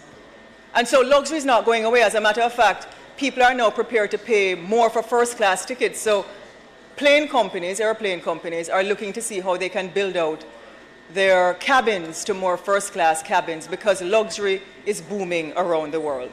So the question is, if luxury is booming, why isn't Jamaica getting into luxury? Yes. Why, Daryl? Why we're not getting into luxury? And so we... You're not luxury. So we have all of these niches that are available that we're not taking advantage of. And one of the things in terms of speaking to some of our young designers or some of our young manufacturers, Madam Speaker, because the thing about luxury is that it's rare, it's exclusive, and Jamaica has very rare and exclusive products. Yes, you don't necessarily have to scale them in terms of big items. You can have them boutique-like. And there was a young woman that I spoke to who told me, she has a stationery company here. She said, you know, when she went and competed in New York, her products actually made it, 5 of her products actually made it out of 800 stationers in New York. It was an international thing. But she said by the time she got the orders and she had to put everything together, they told her she was uncompetitive because the costs to import the raw materials here, by the time they're to produce them, to export them, they cannot compete globally. And so she's not the only person. Her name is Sherry Ann Toppin from Toppin Designs. But when I went to the JMEA Expo, for example, I met young soap designers and manufacturers, candle makers. I bought beautiful handbags from a beautiful designer out of Trelawney, for example, with leather. And these are the items that the world wants. The problem is the import structure that we have to import the raw materials are prohibitive. And so when you look at even our Blue Mountain coffee, which is rated as one of the most luxurious brands because of how we have to reap it, why aren't we doing things with it? In other words, if it's so expensive, why haven't we gone to LVMH, for example, and say, look, if you buy a Louis Vuitton bag, you get Blue Mountain coffee. And we partner with them. Or we do the value added. We do it another way. And we say we will produce the value added or give the framework for manufacturers of Blue Mountain coffee to produce. I'm sitting in a New York taxi, for example, from Midtown going down to Hudson Yards, which is about 20 minutes. And all I'm seeing is ads of Mexican avocados. I see it on a repeat about 6 times. Why am I not seeing Jamaican Blue Mountain coffee? Why am I not seeing it in Vogue? Why am I not seeing it in the fashion magazines? Why aren't we promoting it in another way? Nespresso, their most expensive capsule is a Blue Mountain capsule for their coffee machine. And somehow we're not making the connections that we actually have things that are luxurious that the world wants. Yes. And so apart from saying, look, and it's the same thing with our medical tourism and our wellness tourism. It's the same thing with our medical tourism and our wellness tourism. We haven't changed our tourism model in decades. And right now there is an investment banking conference going on in Berlin, where the international, all of the heads, I'm surprised that our minister is not there, But all of them are there. And I spoke with one of the persons there today, and they said to me, look, you know what luxury is going to be in tourism in another couple of years? It's going to be pristine beaches. It's going to be where you can get an exclusive experience, where the beaches are untouched. That's right. St. Mary beaches. Right, what is Paji? Paji Beach. Well, you fix you. All of those places. They clean you. And so we have not married even our culture to tourism. We have been pursuing the same model for too long. Right now, as I said in here once before, Madam Speaker, the global wellness industry generated $4.4 trillion in 2020. At the same time, tourism wellness did $463 billion. Right now, today, health, wellness, fitness, cosmetics are global businesses. We're not taking advantage of it. Moreover, no, listen to me.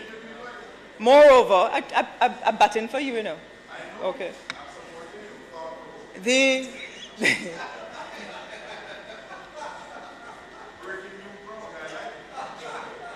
global,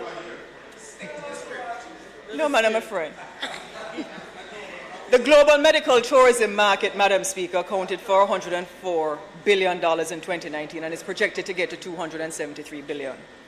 No more than ever, we must develop our medical tourism industry. We cannot keep pursuing the same sun, sand, sea, and reggae music.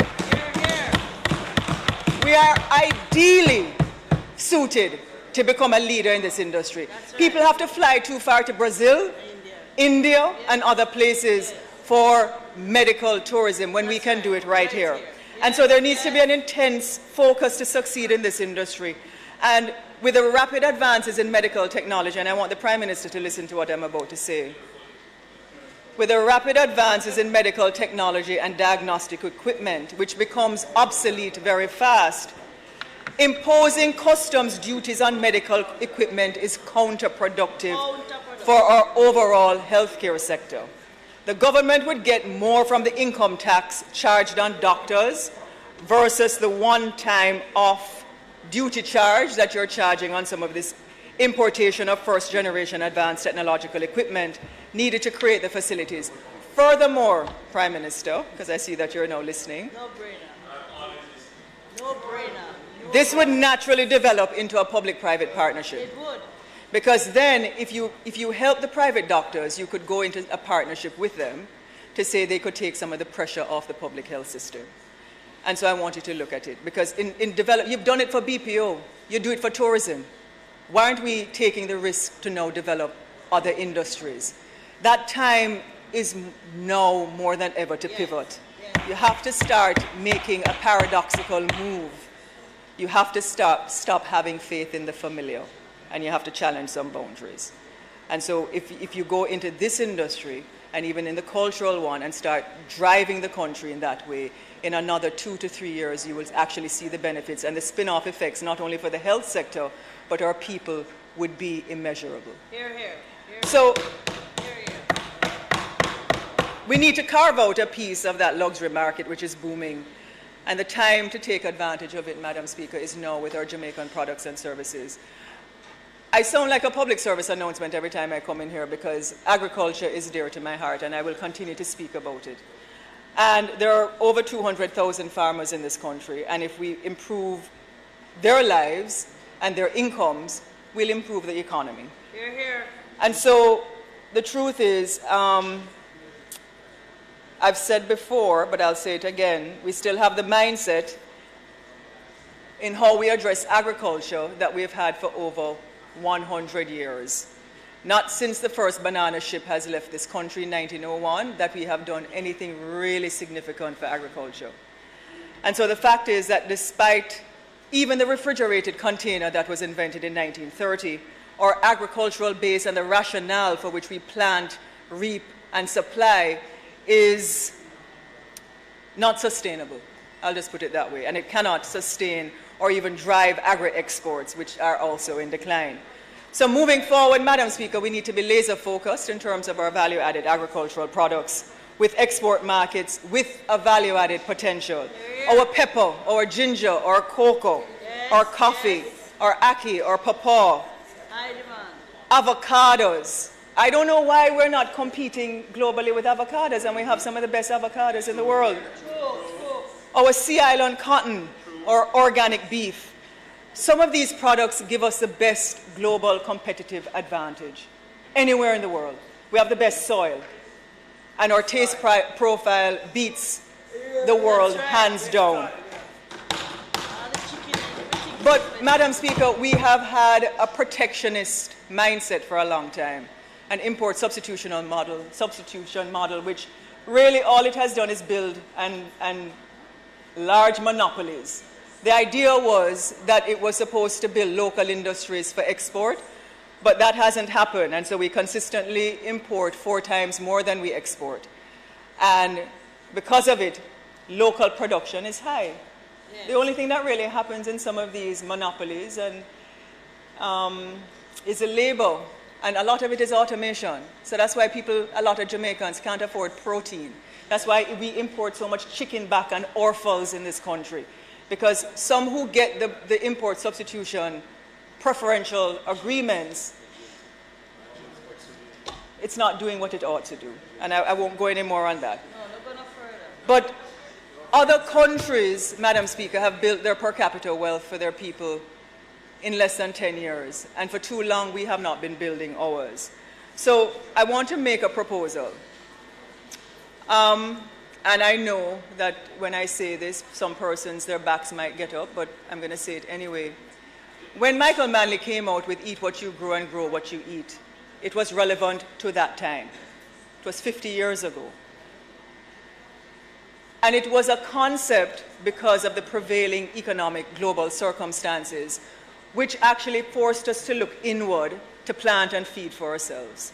50 years later, with globalization, that concept is not focusing outwards. And what we really ought to be saying is support our farmers, grow efficiently, and export for wealth creation, Madam Speaker. Because moving forward, the philosophy proposes that we can plant everything, but we don't have the conditions or the terrain to plant everything for ourselves. And so people get confused that if we plant everything, then we don't have to import anything. It's not true. We can't plant rice efficiently. We just don't have the mechanism to plant rice. There are other things we can't plant efficiently, but I'm not going to say that because some people feel that they're planting them efficiently. But, Madam Speaker, the fact is that that policy as well, and when we say it, it does not support small farmers.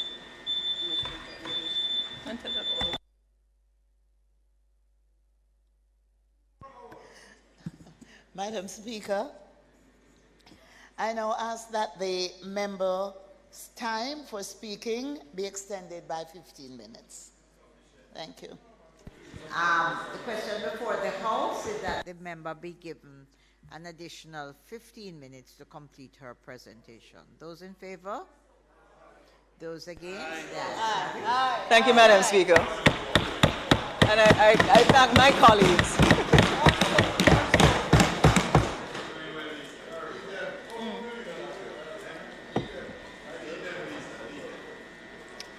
Madam Speaker, thank you. This particular agricultural policy that I speak about, which we need to get to, is really more suitable for a globally, technologically driven world. So maybe rather than continuously subliminally seducing our people into believing that part of it and keeping them in a realm that doesn't understand global productivity, we really ought to start incentivizing our farmers adequately. Hear, hear. So that the yam farmers in South Trelawney can get the adequate fertilizer, that we can actually be exporting containers of yam coming out of South Trelawney. Make sure stay. You had your chance to speak. Madam Speaker, I was saying something to you. I was saying to you that if we stop to just think about how we need to reorient the system and provide our farmers with a systematic supply and demand approach so that they're not dumping 30% of what they produce, then farmers in your constituency would be given, in South Trelawney, would be given the adequate amounts of fertilizer, water systems, so that the yams that we're producing in the boxes could be supplying the tri-state area, and we would have, people wouldn't be scrambling to be looking for 2 containers of yam consistently leaving our shores, which is what is happening now.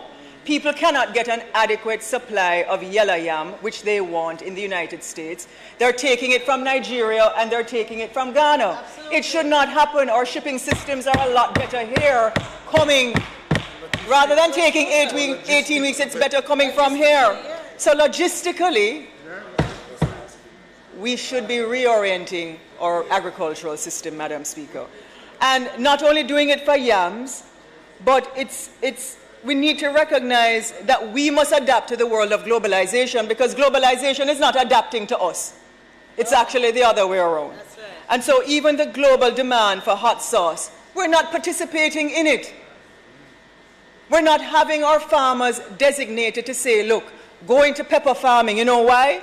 Because in 2020 it was a $4.3 billion industry. Wow. And by 2026 it's going to be $6 billion. Right now, there are companies beating Jamaica with some taste-bad pepper sauce internationally that tastes like salt and vinegar, when you can have so many other companies like Walkerswood and Spurtree and others that just need for us to start setting up the value-added factories that they can plant all the pepper in the world. That's what the Dominican Republic and that's what Costa Rica does. They have redesigned their markets to plant and to produce plantain and banana chips. Most Jamaicans don't realize that most of the plantain chips that they buy in Jamaica are made in Costa Rica and made in the Dominican Republic and distributed here. Because big companies, because they have economies of scale. What is it that we're producing? What is Jamaica known for internationally that we export? What have we put our farmers in? We've been doing it for the last 100 years the same way. That is why, Prime Minister, Floyd, give me a minute here. That is why, PM, I'm so excited about this new bamboo pulp investment, the $60 billion investment that's taking place in Westmoreland. And I want you to understand that they need 25,000 acres of idle sugar land. What that will do for farmers, at least 1,000 farmers can be planting bamboo. And it's a long-term sustainable export project that will give bamboo pulp to the rest of the world.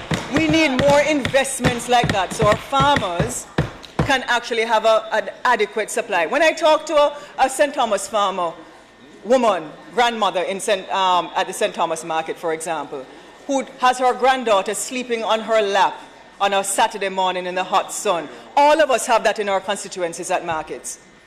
And she has to come out because she has to sell 1 box of plantain. She has to sell that 1 box of plantain because she has to send that child, her grandchild, to school. Because everybody, the grandmother still maintains the grandchild in some multi-generational homes. But she shouldn't have to do that. She shouldn't have to leave where she's coming from far to sell 1 box of plantain. She should be able to know that Jamaica has plantain factories, that if she plants her entire 1 acre in plantain, she will have a market for it and a demand for it. And they will come and pick it up. But we need to have the factories, we need to have the cold storage, we need to have the dry storage, and we need to have the supply chain from the beginning all the way to the packaging, from the inputs all the way to the manufacturing of the finished product for the export. No, Luther and I work well together. Yeah, man.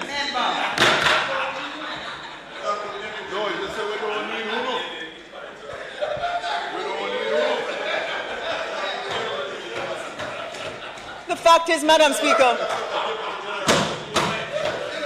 Deputy. Go on, do your thing. Madam Speaker, the truth is we can be doing better. We can be doing a lot better. And we can be doing better because we have all of the ingredients for that value chain from the beginning all the way to the end. And we have the shipping. We're so geographically positioned adequately to ship it. But it takes vision.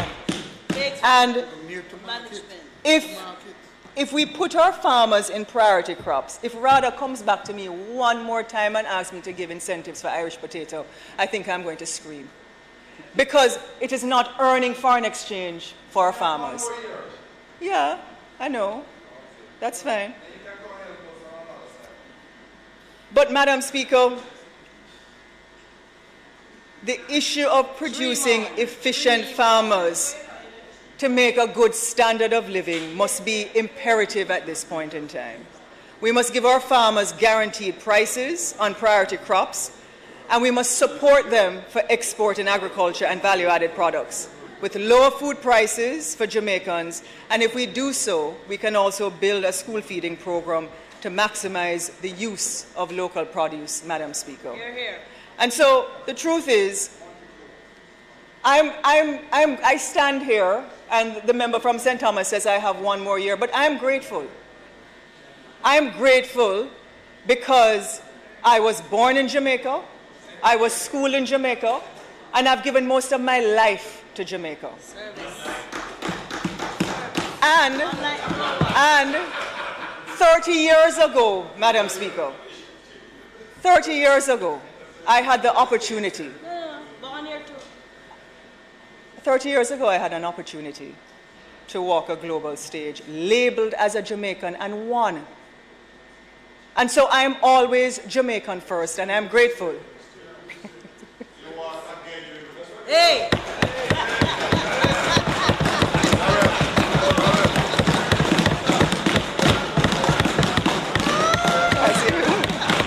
So the truth is, Madam Speaker, I'm grateful. I'm grateful for my family. I'm grateful for my son, my husband. I'm grateful for my friends who I love dearly, both here and abroad. I am grateful for the fact that for nearly 2 decades, through the people of Southeast St. Anne, who have kept me there for nearly 2 decades, that I've been able to serve in this house under 3 different prime ministers. I'm grateful. Hear, hear. And I'm grateful too because I've made friends on this side of the house and that side of the house. And the truth is, I feel like I'm in a claiming race.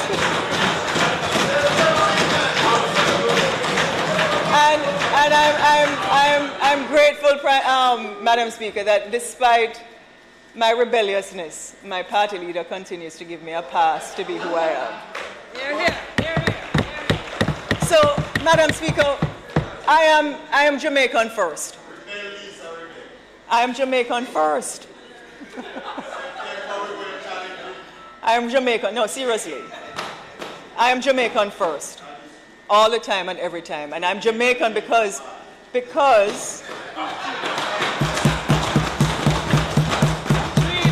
Dreaming. Wake up. I have an unabashed and feisty courage. I'm defiant in the face of overpowering opposition. And I understand that I'm not unique in this position. All of us have it within us. And we have it within us because we're Jamaicans. We have a mobilizing spirit to action. We are assertive. And nobody can bludgeon our hopes or our aspirations into acquiescence. And we don't want them to bludgeon the hopes of our people into acquiescence either. And it's not as if we never got that from somewhere. We got it from somewhere. All our leaders that have come through this house have demonstrated that same kind of courage, that same kind of unabashed resolve, that regardless of who it is in the world, regardless of class, rank, or personality, money, or status, once it is wrong internationally, they will take up for the underdog. That is who we are. And that is why, it's no secret, that is why we stood up first in the world and said we weren't going to trade with an apartheid South Africa.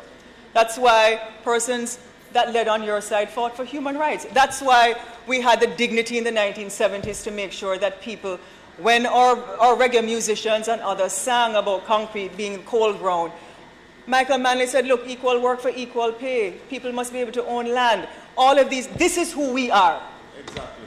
Right? And it is not that we are going to be counterproductive. That is why all of us have that courage. That is why it behoves me to challenge in September.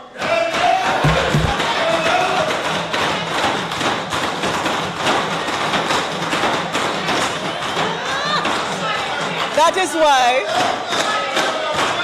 hold on, you all don't want that. Because if I do that, I don't intend to do that. No. Okay. So, Madam Speaker. It's not about Stop. Lisa. It's not about you. It's not about me, it's about Jamaica. Here. So, Madam Speaker, that is why I can't understand. That is why I cannot understand how we have treated some of our friends internationally. No, it's not only Venezuela.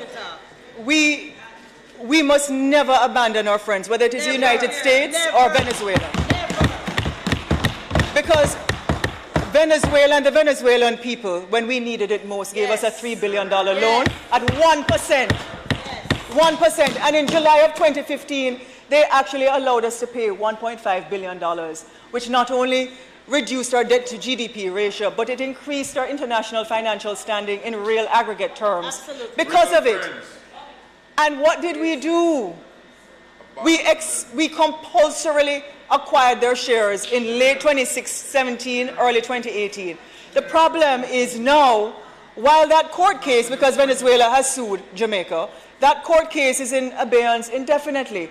Meanwhile, Venezuela is still selling oil to other people in the Caribbean and at discounted rates when we're buying oil at different rates. And so what I'm saying is we cannot be seen to abandon our friends, whether it is the United States or whether it is Venezuela. That's right. And we also cannot be seen, Madam Speaker, to be doing the bidding of other people over the dominion of a sovereign nation. And so I ask, where has the courage in our diplomacy and of friendship, where has it gone? Because Jamaica has always been willing to provide visionary leadership in the ACP, in CARICOM. And I recognize the Prime Minister, I recognize your meeting with the UN Secretary General, and I want to take the time to applaud the conversations that are taking place. It is a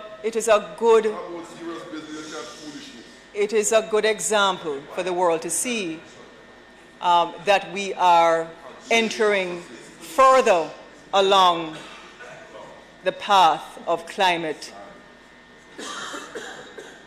protection, climate resilience, and all of the attendant issues that go into protecting a small island developing state.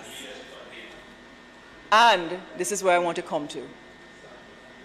Jamaica also has to lead, not listen, lead on the fact that we're having a civil war in Haiti, in one of our neighbors. Doesn't sit well with me, and the fact that we need to become a principal interlocutor in working to get the United States to remove the embargo on Cuba are things that our foreign affairs policy needs to continuously work at. We have two neighbors that are in turmoil. Madam Speaker, I only need 5 more minutes. And we cannot be seen as such a courageous nation that we are, to have this happening right beside us, and we're not doing everything in our power to help our brothers and sisters in those two countries. And so, Madam Speaker, while the world continues to change rapidly, because it is, and it is perhaps a scary time for a lot of people, especially looking at where automation took away manufacturing jobs and then they went into services, and now artificial intelligence looks like it's going to take away service jobs. We have to prepare our people. This is not something that is just going to come as a 9-day wonder. Artificial intelligence is here. it is going to take jobs. So we have to prepare our people's imagination, efficiency, productivity to go ahead of it, and our skills. And we have those industries. We can do it in culture in terms of globalizing. We can do it in medical tourism and wellness tourism. Value-added agriculture, because an avatar cannot make food. We can. And so, Madam Speaker, the time has come to start listening again, to start acting, to start doing those big things and making those bold moves, to think big and to go global. Because we need to start asking ourselves who we are and what we believe in. And the time has come. We have a moment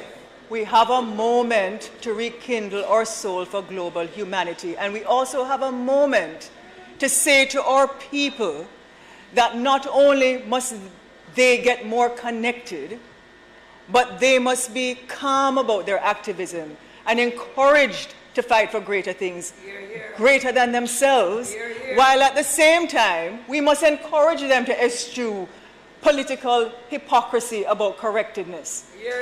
And we must also build the industries. We must also build the industries that can help them to increase their per capita income. We have that moment. If we squander it, and if we turn a blind eye to it, it is going to miss us. And we must seize it. And I fear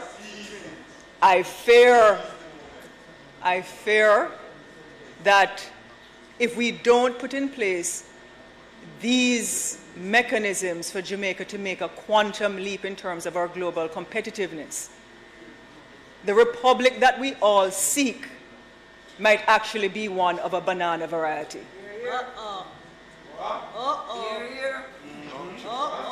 Because we will not be competing on the world stage, which we must. Because only catering to 3 million people is not enough to give us the prosperity that we're looking for, Prime Minister. That's right. We need to be selling to the rest of the world. So let us all be emboldened with the courage that I know that we all have to make those moves and to start doing things differently. Because more of the same will just give us more of the same. Thank you, Madam Speaker.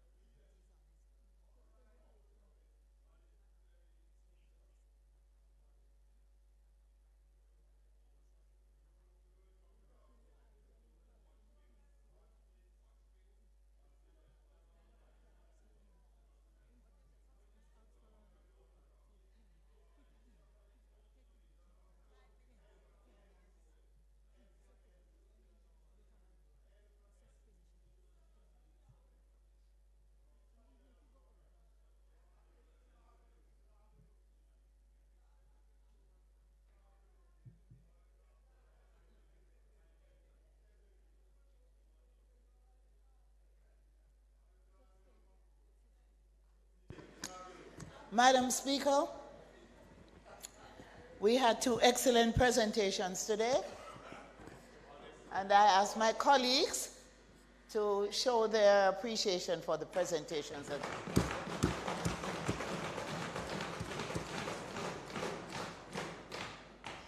So, Madam Speaker, I now ask that the sectoral debate be suspended.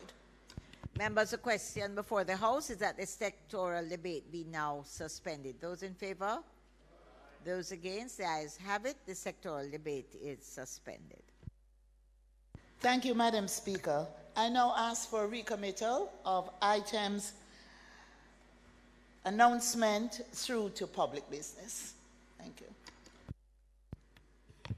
Members, the question is that we revert to the agenda beginning with the item announcements through to public business. Those in favor? Those against? The ayes have it. Announcements.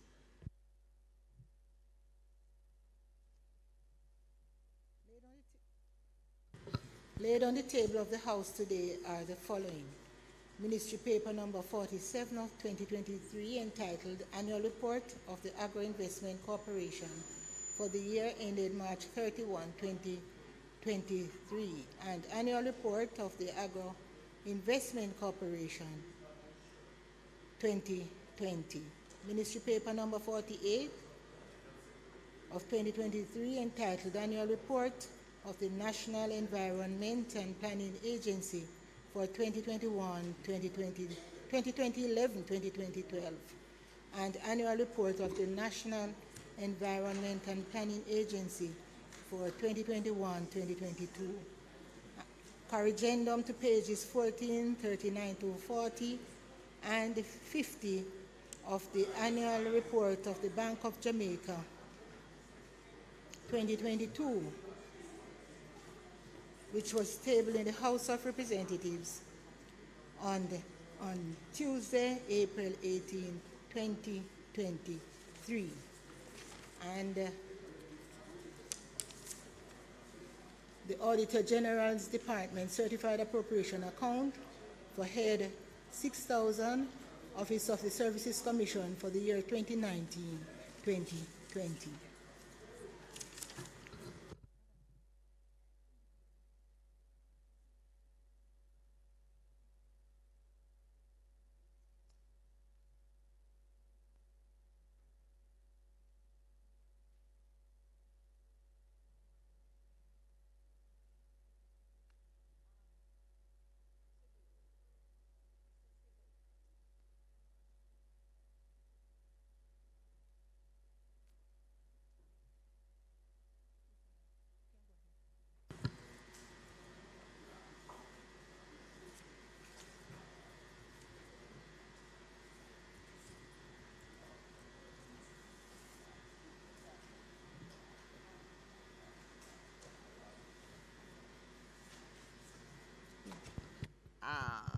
We're now at bills brought from the Senate. Come in, madam. Yes, madam. The following is a message from the President of the Senate. To the Honorable House of Representatives, I have the honor to advise the Honorable House of Representatives that on the 12th day of May 2023, the Senate agreed to the House of Representatives amendment to a bill entitled An Act to Establish what is to be called the National Compliance and Regulatory Authority to regulate the processes and practices connected with the manufacture, production, processing, and treatment of commodities for which a compulsory standard specification or technical regulation has been declared, and for connected matters. Signed, Thomas Tavares, Finsno, JCD, KCJP, President of the Senate. Also, I have the honor to advise the Honorable House of Representatives that on the 12th day of May, 2023, a bill entitled An Act to Amend the Copyright Act was passed in the Senate. Signed, Thomas Tavares, Finsno, JCD, KCJP, President of the Senate. Petitions, papers, reports from committees, notices of motions given orally, questions and answers to questions, motions that may be made at the commencement of public business requiring notice, motions relating to sittings of the House, motions for leave to introduce bills, presentation of bills without leave of the House first obtained, public business.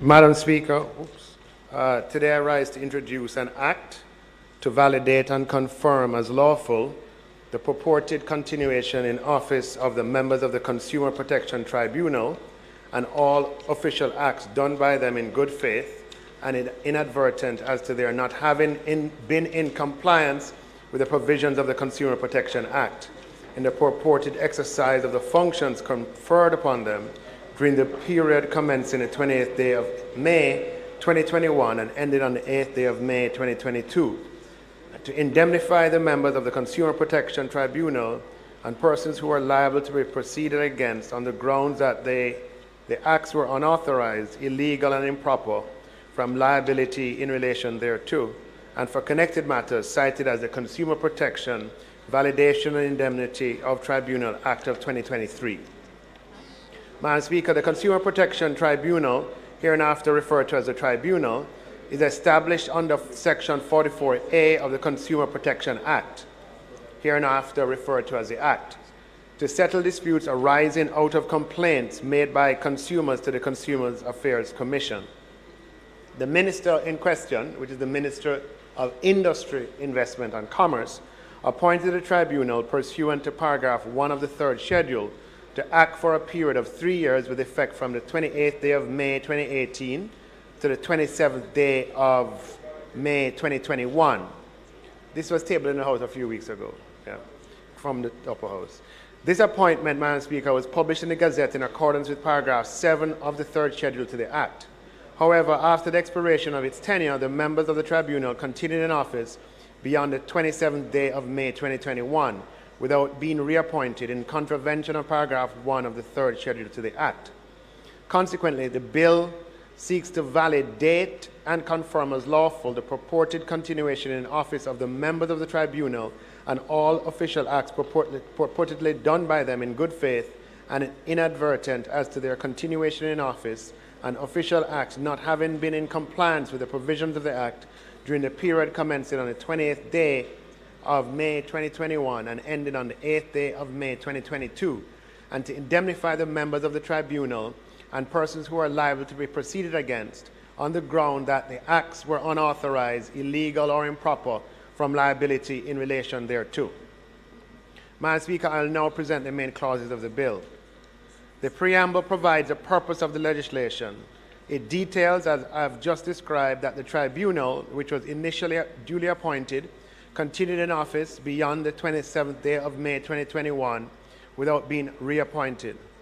In contravention of paragraph 1 of the third schedule of the Act, Madam Speaker, therefore it is desirable to validate and confirm as lawful the continuation in office of the tribunal and the official acts of the members of the tribunal during the period May 28, 2021 to May 8, 2022. Clause 1 has the short title of the bill. Clause 2, Madam Speaker, subsection 1 provides that the continuation in office of the members of the Consumer Protection Tribunal specified in the schedule and all acts of those members in the exercise of their functions in good faith and inadvertent as to their continuation in office and acts not having been in compliance with the provisions of the Act during the period commencing 28th day of May 2021 and ending on the 8th day of May 2022 are declared to have been validly, properly, and lawfully made and done to all intents and purposes and with effect as if authorized pursuant to the Act. And subsection 2 provides that every person liable to be legally proceeded against on the ground that any of the acts referred to in subsection 1 was unauthorized, unlawfully done, or otherwise illegal or improper for any such reason is hereby freed, acquitted, discharged, and indemnified, as well as against the King's most gracious Majesty, his heirs and successors, as well as against all persons whatever from such liability. Madam Speaker, the schedule provides for the list of persons that were members of the tribunal that continued in office after the expiration of the term to which the bill applies. The memorandum of objects and reasons stipulates that the key objectives of the Act. And Madam Speaker, I now invite members of this Honourable House to support the passage of this bill.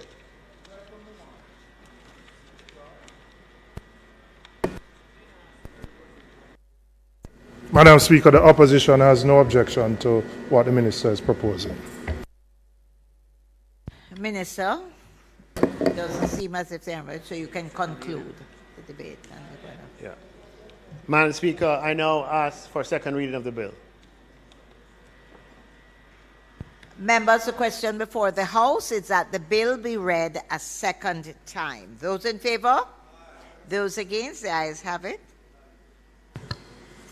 A bill entitled An Act to Validate and Confirm as Lawful the purported continuation in office of the members of the Consumer Protection Tribunal and all official acts done by them in good faith and inadvertent as to their not having been in compliance with the provisions of the Consumer Protection Act in the purported exercise of the functions conferred upon them during the period commencing on the 28th day of May 2021 and ending on the 8th day of May 2022 to indemnify the members of the Consumer Protection Tribunal and persons who are liable to be proceeded against on the ground that the acts were unauthorized, illegal, or improper from liability in relation thereto and for connected matters, read a second time.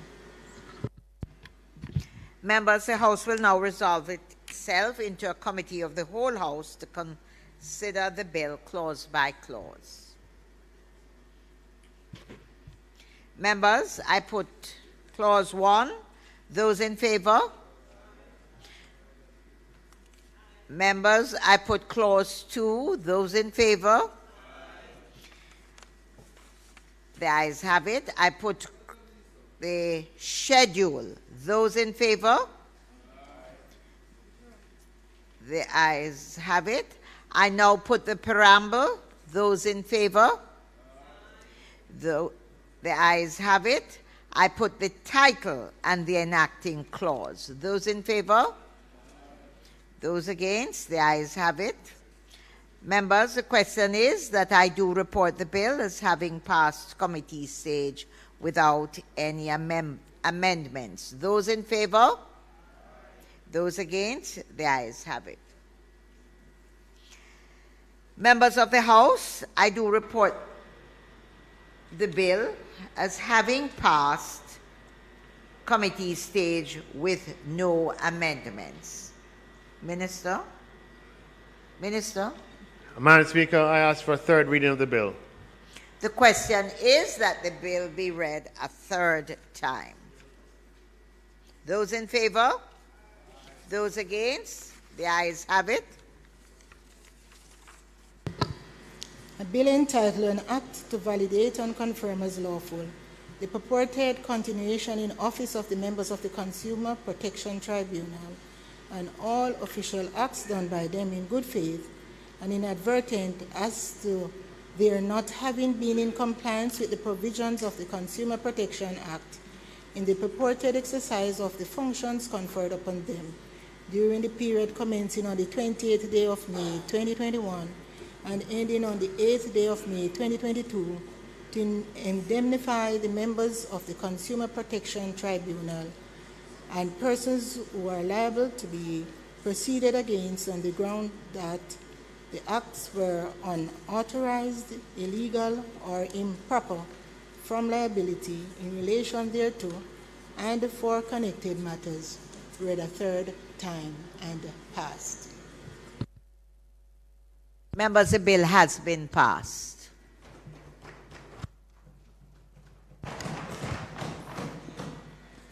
Madam Speaker, I now ask for a recommittal of statements by ministers. Members, the question before the House is for the recommittal of the item on the agenda, statements by ministers. Those in favor? Those against? The ayes have it. House Leader.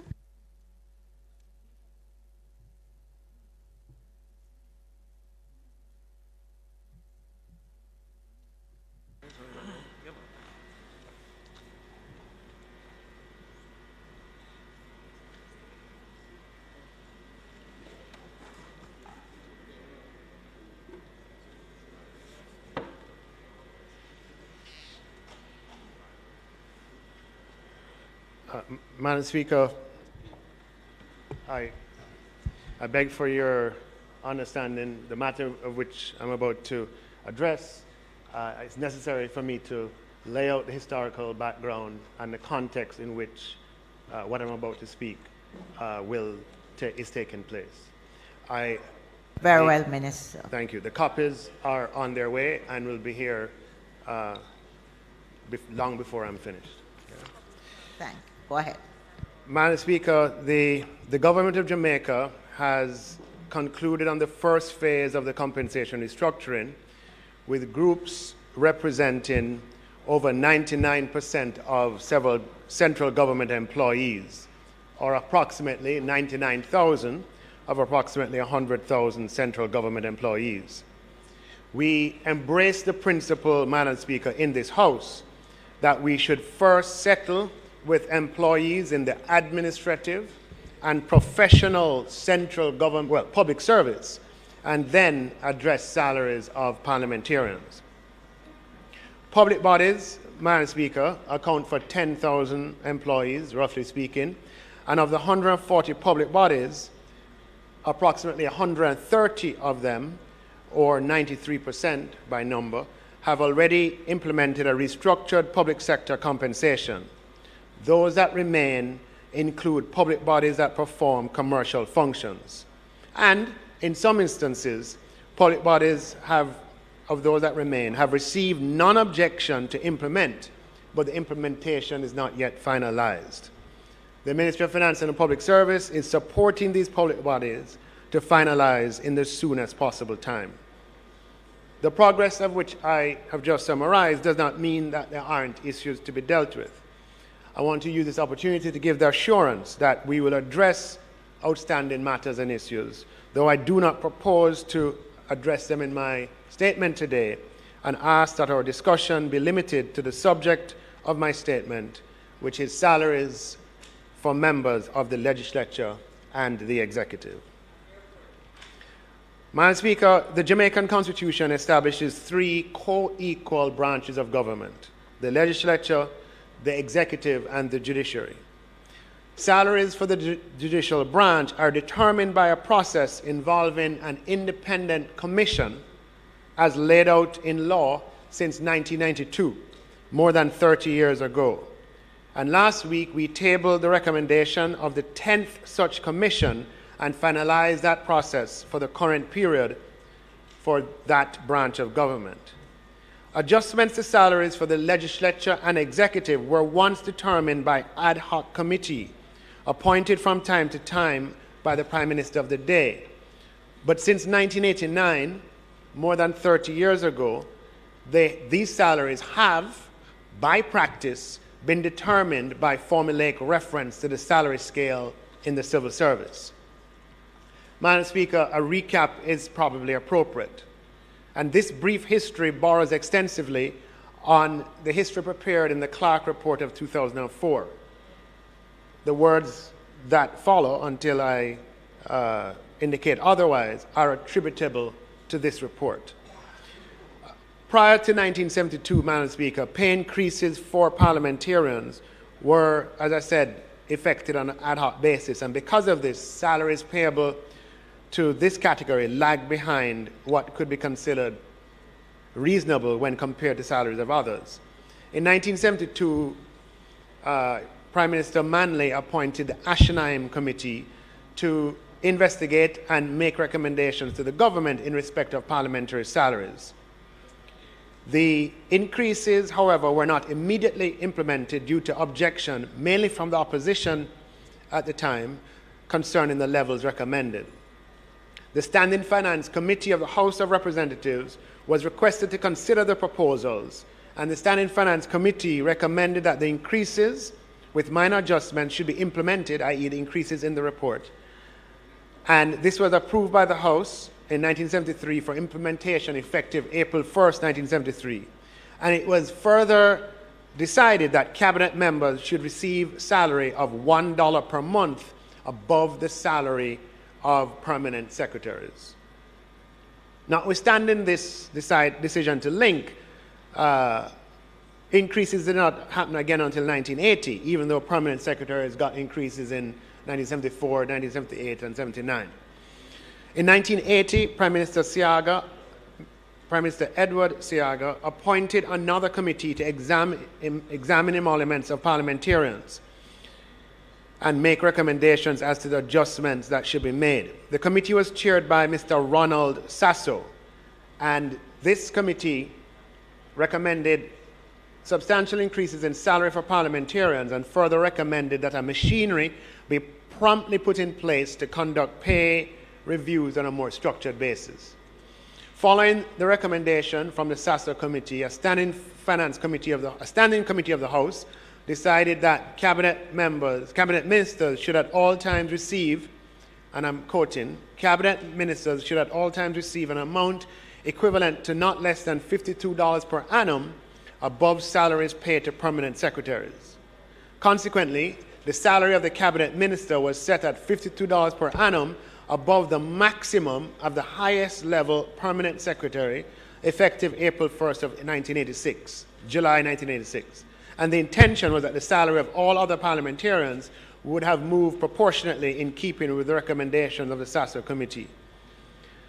In the latter part of 1989, Prime Minister Michael Manley established a committee chaired by Douglas Fletcher to establish criteria for and the extent of the state and establish criteria for and extent of state and private sector support for political parties. The committee was later requested to include matters relating to salaries. And in the report handed down by the Fletcher committee, it was recommended that the formula which sets the salary of the cabinet minister at $52 per annum above that of a permanent secretary be retained. Based on the established linkage between the salary of members of Parliament and the civil service, which was agreed to in 1981 and recommended by the Sasso Committee of 1980 and the Fletcher Committee of 1989, the salaries of parliamentarians have, since the 1990s, moved automatically whenever there's a general salary increase in the civil service. The established linkages from the early 1990s are as follows. The Prime Minister at 33.3% above the Cabinet Minister. The Deputy Prime Minister at 16.5% above the Cabinet Minister, 16.65%. The Minister of Finance at 8% above the Cabinet Minister. The Cabinet Minister at $52 per annum above the maximum of the permanent secretary scale. The Minister of State and the Speaker of the House at 12.5% below the Cabinet Minister. The Leader of the Opposition, Parliamentary Secretary, Deputy Speaker, 25% below the Cabinet Minister, and other members of Parliament, 37.5% below the Cabinet Minister. I should mention, Madam Speaker, that the Prime Minister Patterson appointed the Clark Committee of 2004, and it recommended delinking the salaries of members of the executive and legislature from that of senior civil servants, and proposed a new basis of pay inclusive of performance incentives, which together would have yielded much higher pay at the time. However, this report was not accepted, and I believe the then opposition objected, and pay in the executive and legislature have been determined in a manner consistent with the framework laid out in the Sasso and Fletcher committee reports of 1980 and 1989. The two changes to that framework have been that the salary of the Leader of the Opposition was moved to be equivalent to the salary of the Deputy Prime Minister, and the salary of the Speaker of the House was moved to be equivalent to that of a Cabinet Minister at some time over that 30-year period. I don't have the exact date. So, Madam Speaker, elements of the Sasso-Fletcher framework, i.e. setting the Cabinet Minister at $52 per annum above the maximum salary level of the Permanent Secretary, have been applied in determining pay for Cabinet Ministers since 1986, i.e. for 37 years. Now, there have been instances over that time when permanent secretaries have been adjusted and the Cabinet Ministers did not follow up inadvertently. But the principle has been in existence for 37 years. Moreover, Madam Speaker, the benchmarking of salaries to Cabinet Ministers the benchmarking of salaries of Cabinet Ministers to permanent secretaries more generally has existed since April 1st of 1973. That is for 50 years. In 1973, it was $1 per month over permanent secretaries, or $12 a year, and in 1986, it moved to $1 per week, which is $52. I suppose we should do $1 per day now, but So the concept of linking the cabinet members' pay to that of the permanent secretary has existed unbroken for 50 years.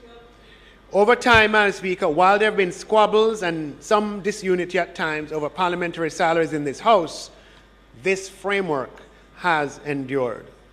And Madam Speaker, we respect that endurance and therefore do not propose to change that framework. We propose to apply the existing framework for cabinet ministers to the new restructured central government compensation scale. Now, Madam Speaker, before I get to the precise level of salaries, let me say that the application of this framework will result in levels of salary increases that will attract attention, and rightly so. As such, as accountable officers, it's necessary to provide the context, the thought process, and the principles at work. Madam Speaker, while much has been ventilated in the public domain, it has escaped media attention that the public sector restructuring has resulted in significant movement in salary scales for a majority of persons who work in the public service. You don't increase public sector compensation by $100 billion without such an outcome, no matter what may dominate the headlines. And I need to provide some examples, Madam Speaker, since these have, though it's public, have not appeared in the public domain. Just by way of example, the salary scale for previously designated LMO TS6 officers who are ancillary supervisors and skilled artisans, i.e. certified and experienced mechanics and plumbers and electricians who work in maintenance departments in the public service, those salaries have moved from, the scale has moved from $13,700 to $15,500 a week, effective April 1st, 2021, to $47,656 to $64,000 per week, effective April 1st, 2023, an increase of 247% to 313% in the salary scale over this period. This corresponding salary scale over the same period for the LMO TS5 was between 200% and 360%. For the LMO TS4, between 178 and 230%. For the LMO TS3, between 80% and 120%. For the LMO TS2, from 60% to 100%. At the starting level of the previous LMO scale, the salary scales for the LMO TS1, who are our groundsmen and watchmen and entry-level ancillary workers in the public service, has moved from $9,781 to $11,000 a week to $16,400 to $22,000 per week as at April 1st, 2023, and that salary scale movement reflects 68% to 100%. Madam Speaker, there are approximately 6,000 Jamaicans in the categories of previously designated LMO TS1 to TS6 officers. Madam Speaker, the context of what we're doing is a restructured public sector compensation in which compensation scales have been stretched to address the need to attract and retain talent at all levels to run the public bureaucracy, both at the administrative levels and today at the political levels. The political directorate is a policy-making arm of government that sits at the top of the administrative arm of government. Permanent secretaries who have administrative control over their ministries are responsible for executing the policy directions and ensuring the delivery of the policy outcomes that come from the political directorate. Though roles differ, it's a continuous chain from the political directorate to the public sector officers. The political directorate provides strategic direction for the public sector and is therefore part of the delivery of public services through the Jamaican public sector. From the analysis conducted by Ernst & Young, who were consultants to the government on the public sector restructuring, the senior levels in the public sector were the furthest away from market. This is consistent with anecdotal evidence and has been a significant problem that has cost the country. Madam Speaker, if the public sector is unable to retain its leadership or to attract the most appropriate, experienced, and qualified leadership, the entire organization is put in jeopardy. We have to be able to attract new blood into the leadership levels of the public sector, to infuse new ways of thinking, new ideas for the organization's own growth and development. And we also need to attract persons to leadership, whether those persons are internal to the organization. For internal persons, outside of their own ambitions, they need to see that stepping up to leadership is worthwhile. And for the external prospects, they too need to see that making a transition is worthwhile to step into leadership in public sector organizations.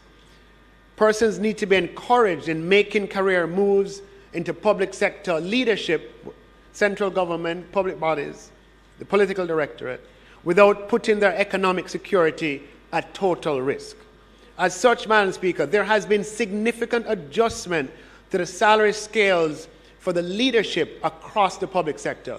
And bear with me while I just give a few examples. And I've brought some of the salary scales to share. In the police force, the salary scale for the deputy commissioner, before you consider other things, has moved from 9 million to 10.8 million to 14 million to 17 million, effective April 1, 2023. The salary scale for the superintendent was 5.6 million to 6.7 million. And for 2023, that's now 9.5 million to 11.6 million.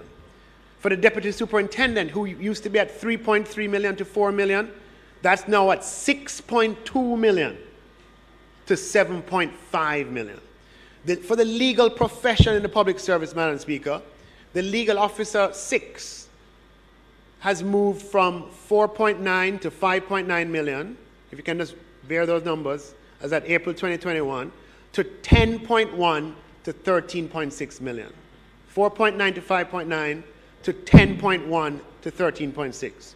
The legal officer 5 has moved from 4.1 to 4.8 to 10.1 to 13.6 million. In the nursing profession, the salary scale in the leadership, Madam Speaker, has moved from 3.5 to 4.2, which is what it was in 2021. 3.5 million to 4.2 million to 9.25 million to 10.995 million as at April 2023, Madam Speaker. For the second layer in the nursing profession, not just the leadership, it was 3 million to 3.6, and it's now moved to 8.25 million to 9.8 million as at April 2023. For medical doctors, and here I talk about not the consultants who earn much more than the other doctors. They used to be called junior doctors. We just call them doctors today. The salaries before this reform at the highest level of the medical doctor profession, the salaries, were 3 million to 3.6 million in 2021, and we have moved those now to 8.2 million to 9.8 million. The salary scale for medical doctors at the MO2 level were 2.6 million to 3.1 million, and they have moved to 7.3 million to 8.7 million. The salary scale at the MO1 level was 2.2 million to 2.7 million. That's moved to 6.3 to 7.5 million. Madam Speaker, it's necessary because the media hasn't really done it for us, even though the information is public. And I just think in coming to address salaries that we know will gather headlines in the public domain, it is necessary to put out information, Madam Speaker, where we have addressed salaries in the leadership levels of the public sector. And just to continue, Madam Speaker, the salary scale in the teaching profession, Madam Speaker, and I'll spend a little more time on this one, for principals of tertiary colleges, salaries were 4.3 million to 4.9 million, and those have moved to 10.4 million to $13 million, Madam Speaker, for 2023. The salaries for principals of the larger secondary schools used to be 2.9 million to 3.4 million, and those salaries are now 8.5 million to $10.9 million, Madam Speaker. The salary scale for principals of the smallest secondary schools used to be 2.2 million to 2.6 million in April as at April 2021. Those as at April 2023 are now 5.6 to 7.2 million dollars. So 2.2 to 2.6 moved to 5.6 to 7.2. Madam Speaker, the salary scale for secondary school vice principals has moved from 2.1 million to 2.4 million as at April 1st, 2021, and I will provide all this information. I don't want to circulate it now because it will just distract a little bit. But I think members of this House need to be armed with all of this information. Okay? From vice principals from 2.1 to 2.4 million to 4.6 million to 5.8 million dollars as at April 2023. For the large, and it doesn't stop at the secondary schools, for the largest primary schools, salaries have moved from 2.4 million to 2.6 million as at April 1st, 2021 to 7 million to 8.9 million as at April 1st, 2023. Madam Speaker, salary scales for principals at the smallest primary schools, which used to be 1.7 million to 2 million as at April 1st, 2021, are now 5.6 million to 7.2 million as at April 2023. For the Master Teacher 1, salaries used to be 1.6 to 1.86 million, and now, Madam Speaker, as at 2021, and now as at 2023, they are 4 million to 5.1 million dollars at April 2023. And Madam Speaker, this is just a small sample, just sampling the leadership in the public service. I could go to the leadership in all areas: probation officers, aftercare officers, medical records clerks, etc.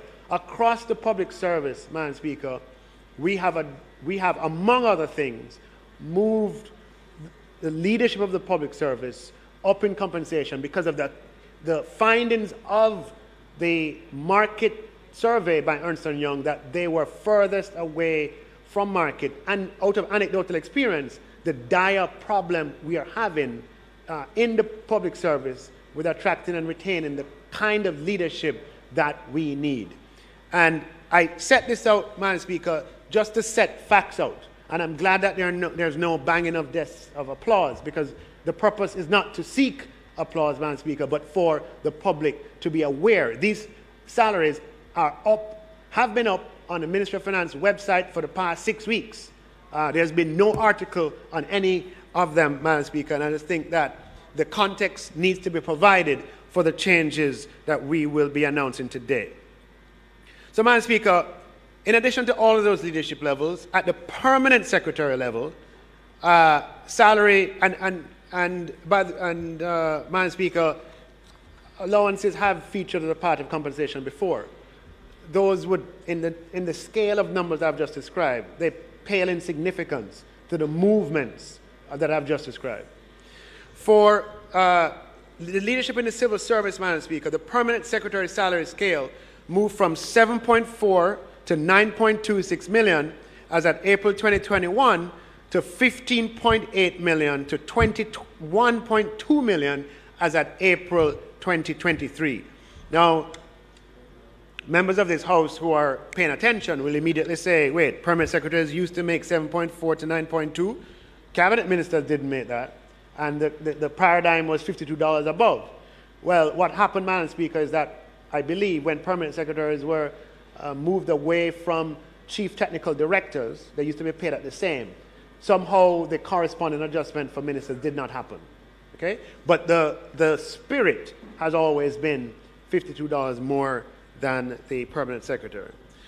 Madam Speaker, the background and context is critically important. And as I mentioned, as a country, just repeating myself, if we're to achieve our development objectives after years of macroeconomic stability, the path ahead will require that we attract new blood into the leadership levels of the public sector and to infuse new ways of thinking, new ideas for the organization's own growth and development.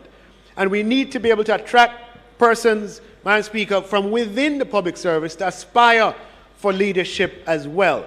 For internal persons, again, outside of their own ambitions, they need to see that stepping up is worthwhile. And for external prospects, they need to see that making a transition, Madam Speaker, will not result in them living in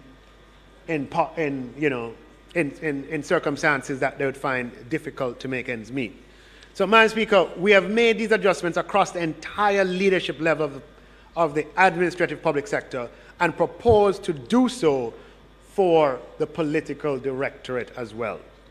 As such, Madam Speaker, consistent with the Fletcher framework of 1989, Madam Speaker, the Cabinet has affirmed and approved the following for salaries of the National Political Directorate effective April 1st, 2022, and that has provided a framework that the Cabinet Minister is paid at $52 higher than the maximum of the Permanent Secretary salary scale, which has been the framework for the past 37 years.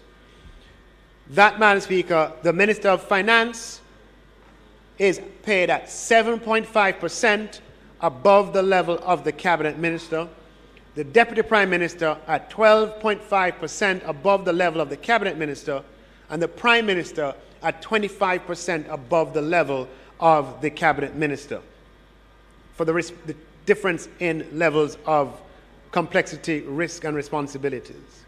For the Minister of State to be compensated at levels of 80% of the Cabinet Minister, the Speaker of the House to be at the same level, to continue to be at the same level as the Cabinet Minister, the Parliamentary Secretary at 75% of the Cabinet Minister, the Leader of the Opposition at the same level as the Deputy Prime Minister, and the Deputy Speaker at 75% of the Cabinet Minister, and the Member of Parliament at 62% of the Cabinet Minister. Madam Speaker, before itemizing the dollar amounts that arise from this framework, and I want again to stress that this framework is the same framework that has been in place since 1989, but it's important to note, Madam Speaker, that whereas at the current time and for the past 30 years, the Prime Minister earns and has earned 33% above the Cabinet Minister, and the Deputy Prime Minister earns and has earned 16.5% more than the Cabinet Minister, and the Minister of Finance has earned and earns 8% more than the Cabinet Minister. We are revising those compensation bands downward to 25%, 12.5%, and 7.5% respectively above the salary level of the Cabinet Minister for the Prime Minister, Deputy Prime Minister, and Minister of Finance. Madam Speaker, this framework implies the following salaries for members of the political directorate, and it's all here for members to take with them. And bear with me because I have to read a number of numbers. Madam Speaker, for the Cabinet Minister, payment at $52 above the level of the Permanent Secretary will result in a salary as at April 1st, 2022 of $17.866 million, with respect to April 1st, 2023, $20.2 million, and with respect to April 1st, 2024, $22.87 million. Madam Speaker, for the Minister of Finance, with respect to April 1st, 2022, and I think you'd want me to read them all out, Madam Speaker. April 1st, 2022, $19.2 million. For April 1st, 2023, $21.7 million. For April 1st, 2024, $24.6 million. I'm rounding up to the nearest 100,000. For the Deputy Prime Minister, Madam Speaker, $20.1 million as at April 1st, 2022, $22.7 million as at April 1st, 2023, and $25.7 million as at April 1st, 2024. For the Prime Minister, Madam Speaker, salary of $22.3 million as at April 1st, 2022, $25.3 million at April 1st, 2023, and salary of $28.6 million as at April 1st, 2024. Madam Speaker, for the Minister of State, who is at 80% of the Cabinet Minister, a salary of $14.3 million as at April 1st, 2022, $16.2 million as April 1st, 2023, and $18.3 million as at April 1st, 2024. Madam Speaker, for the Speaker of the House to be compensated at the level of the Cabinet Minister, which I just read.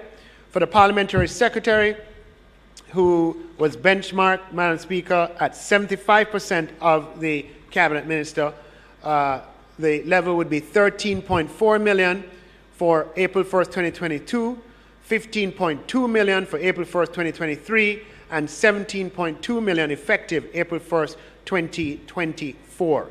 Madam Speaker, for the Leader of the Opposition, who's compensated at the same level as the Deputy Prime Minister, which I read earlier and will not repeat. For the Deputy Speaker, Madam Speaker, compensated at the same level, at 75% of the Cabinet member, which is the same level as the Parliamentary Secretary. I won't repeat that. And then for the Member of Parliament, Madam Speaker, who's compensated at the level of 62% of the Cabinet Minister, salary for April 1st, 2022 of 11.1 million, April 1st, 2023, 12.5 million, and April 1st, 2024, $14.2 million. Madam Speaker, previous allowances enjoyed by members of the Political Directorate, including housing and telephone allowance, will be discontinued effective April 1st, 2022.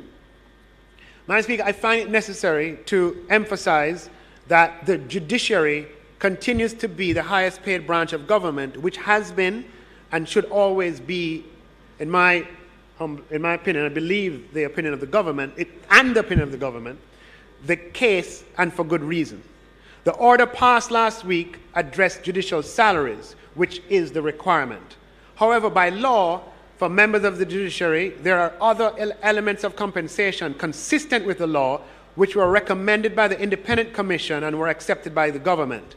These were not the subject of an order and did not need to be, but would have been embedded in the Independent Commission's report tabled in Parliament, but were not picked up in the media. When these cash emoluments are factored in, the emoluments for members of the judicial branch of government, Madam Speaker, would be the Chief Justice at the total emoluments, 31.2 million for April 1st, 2022, and 34.8 million for April 1st, 2023.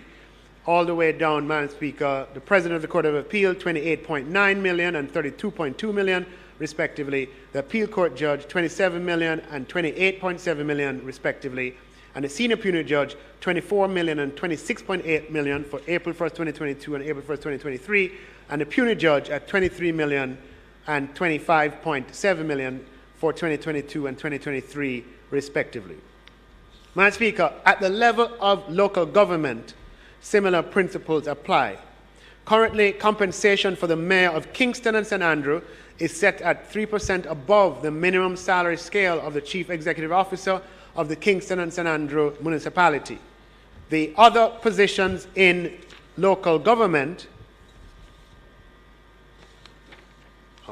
Madam Speaker, are related to that of the Mayor of Kingston and St. Andrew. And currently, those benchmarks are the Mayor of Kingston at 3% more than the CEO of the Kingston and St. Andrew Corporation, the Mayor of Montego Bay at 91% of the Mayor of the KSA region, the Mayor of other parish capitals at 86% of the KSA Mayor, the Mayor of Portmore at 86% of the KSA Mayor, the Deputy Mayor of the KSA at 61% of the KSA Mayor, and the Deputy Mayor of Montego Bay, 55% of the Mayor of KSA, the Deputy Mayor of other parishes, 52% of the Mayor of KSA, and Deputy Mayor of Portmore at 52% of the KSA Mayor, and councillors at 44% of the Mayor of the KSA. In keeping with the goal of simplicity, Madam Speaker, the relationship between the pay of the Mayor of the Kingston and St. Andrew municipality and that of the CEO of the Kingston and St. Andrew municipality will be established at $52 above the minimum of the scale of that CEO, instead of the percentage relationship that I just described at 3%. And, Madam Speaker, from the Deputy Mayor to Councillor, the percentage benchmarks are being adjusted, Madam Speaker. In the case of the, it went from sort of 86% at the Mayor of Portmore and the Mayor of parish capitals down to 61% of the Deputy Mayor.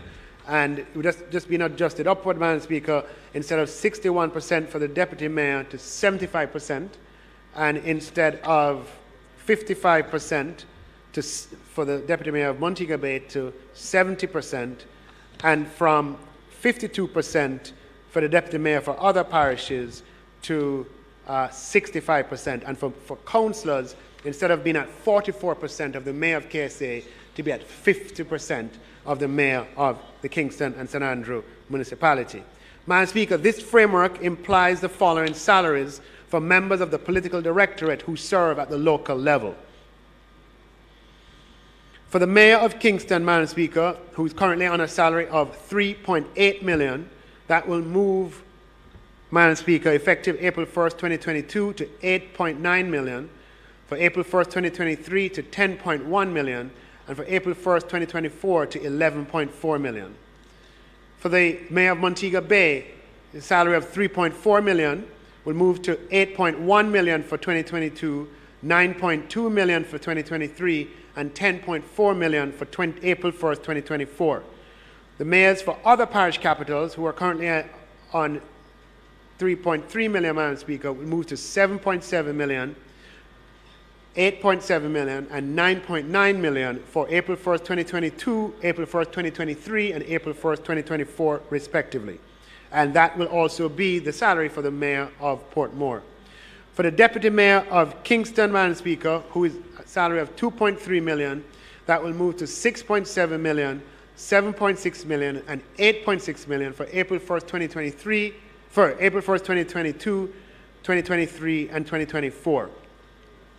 Madam Speaker, for the deputy mayor of Montego Bay, who is on a salary of $2 million, that will move to $6.2 million, $7 million, and $8 million for April 1st, 2022, 2023, and 2024.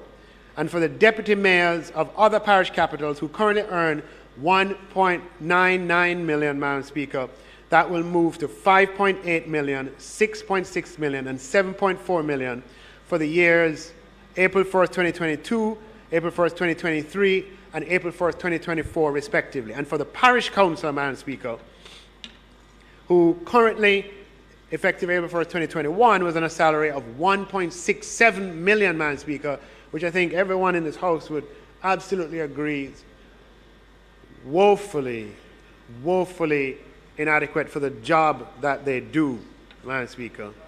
That has been moved to $4.5 million effective April 1st, 2022 by virtue of the benchmark, $5 million for April 1st, 2023, and $5.7 million for April 1st, 2024.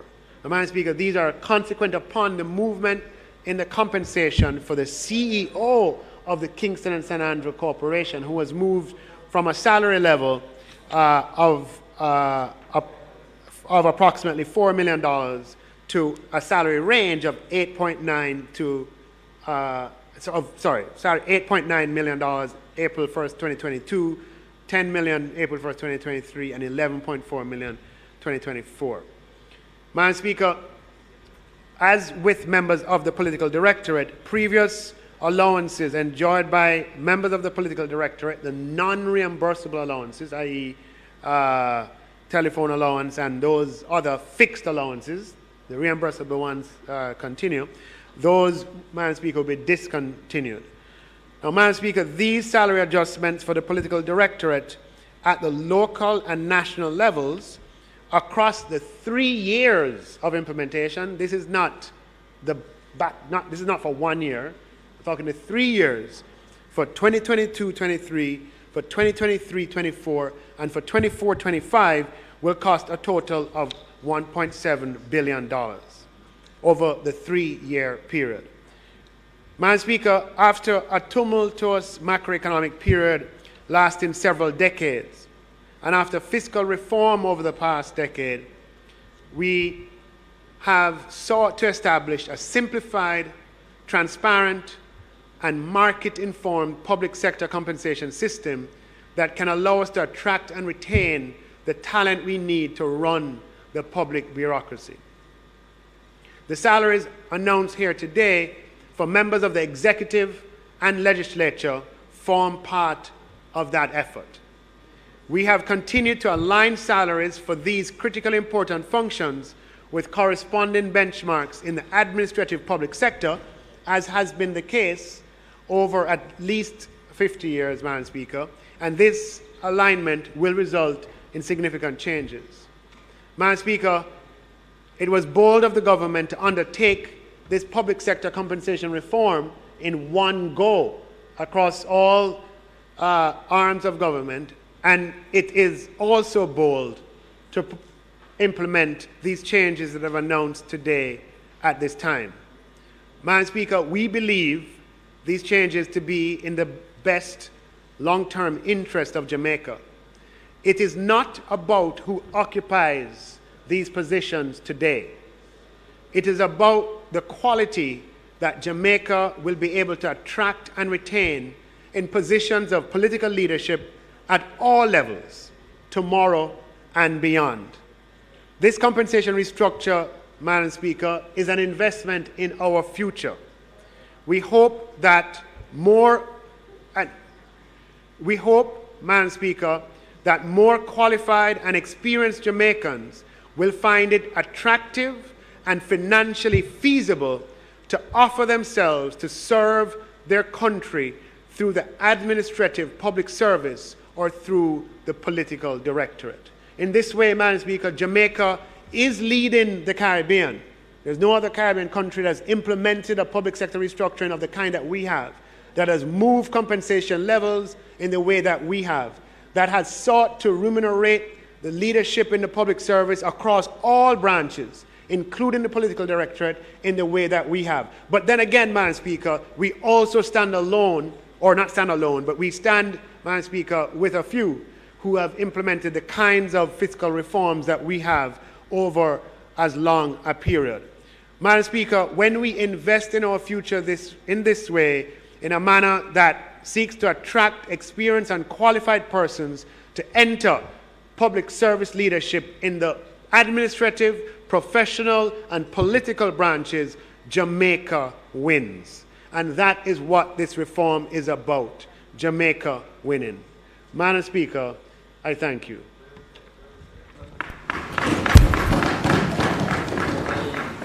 Madam Speaker, the opposition takes no issue with what the minister has announced. We would urge the government to deal with the anomalies that exist for civil servants who have been granted increases and where there are discrepancies in their salaries, to urgently address those anomalies so that everyone can benefit from the new compensation package. But we take no issue. I would ask one question. In relation to retired parliamentarians who are pensioners, is there any indexation between their pension and these new salary levels?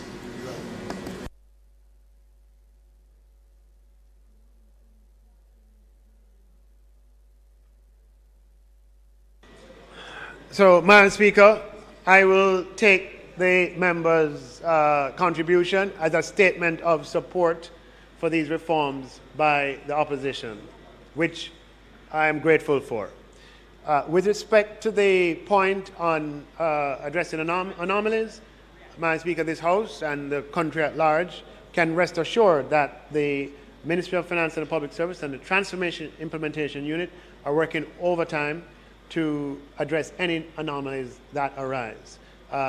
The anomaly to the individual is as if the world is coming down because it's their particular experience. We can't afford to look at it from the point of view of 100,000. For that individual, that is all that matters in the world. And as a result, Madam Speaker, we take each and every one of the cases brought before us absolutely seriously. We would just want there to be an understanding that we have taken on the entire public service at one time. And there's no precedent that we have been able to find of a country that has done that. We have chosen to do it, Madam Speaker, because of the realities in our country. That if we had started the reform with one group and then proposed to do another group in a couple of years and another group in a couple of years, Madam Speaker, it would not be credible because we have tried that in the past. In the past, we started with one group that brought them to 80% of market. And all know The other groups were not adjusted, which is why, Madam Speaker, this was the only way for Jamaica to do it, to take on the entire thing at once.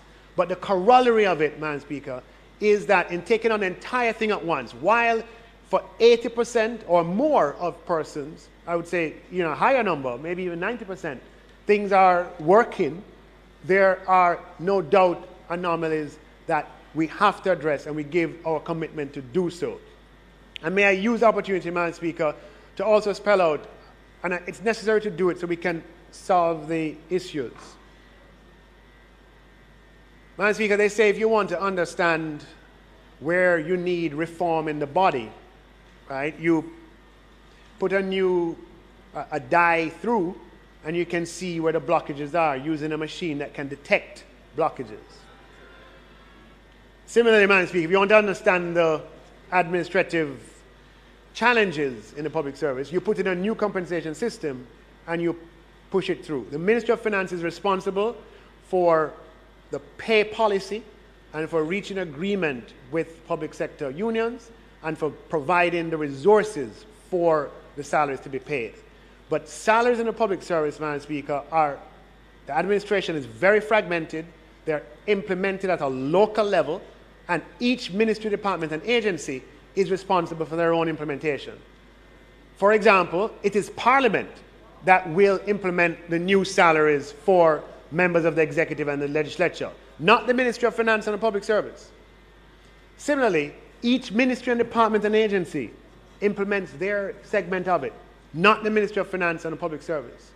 For the vast majority of the public service, we have had that implementation go through without issue.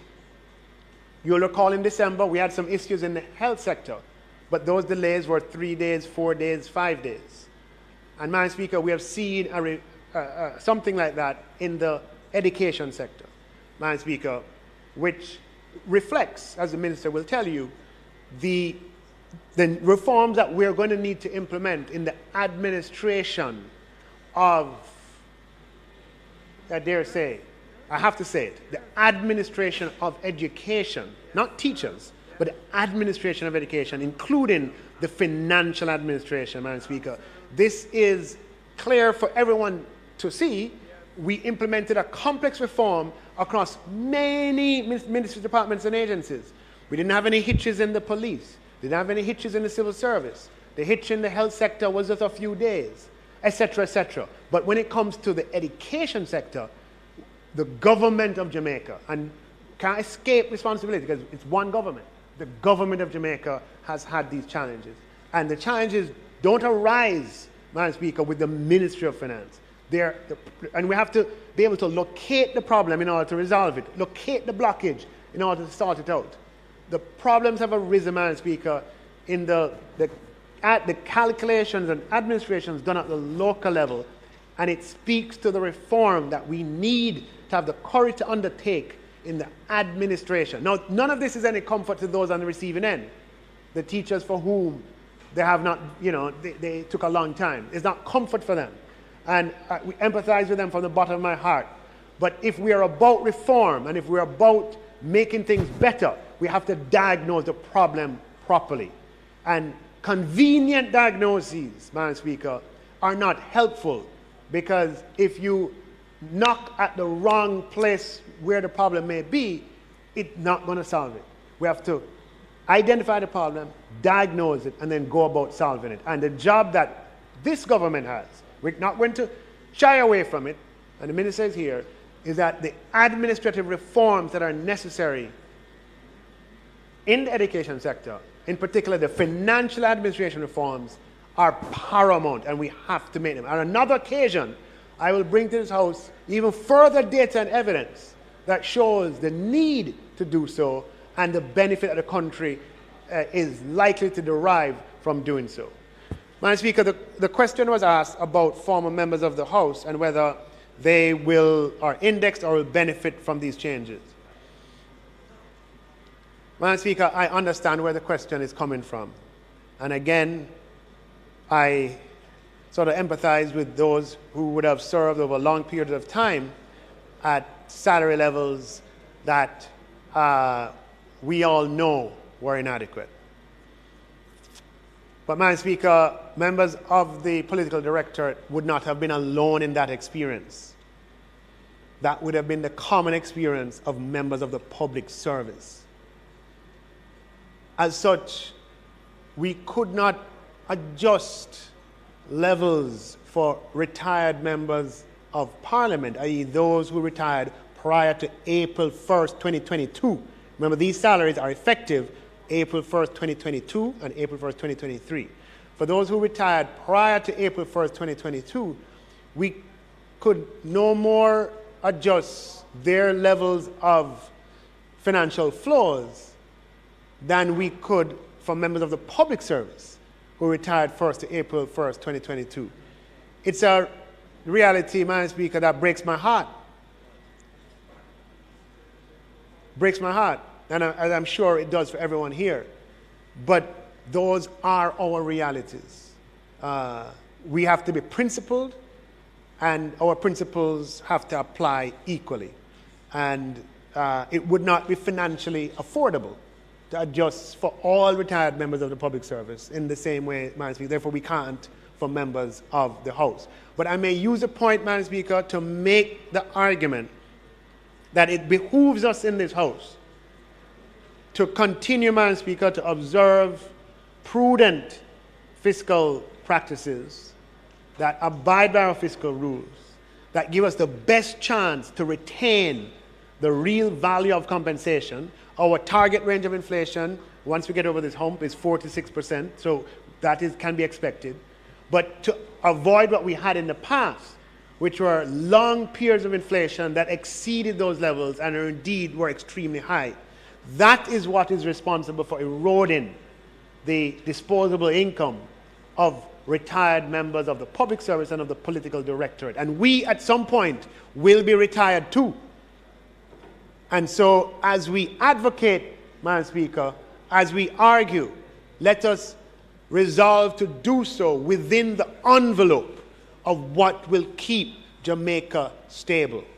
Because we don't want to repeat what has happened in the past.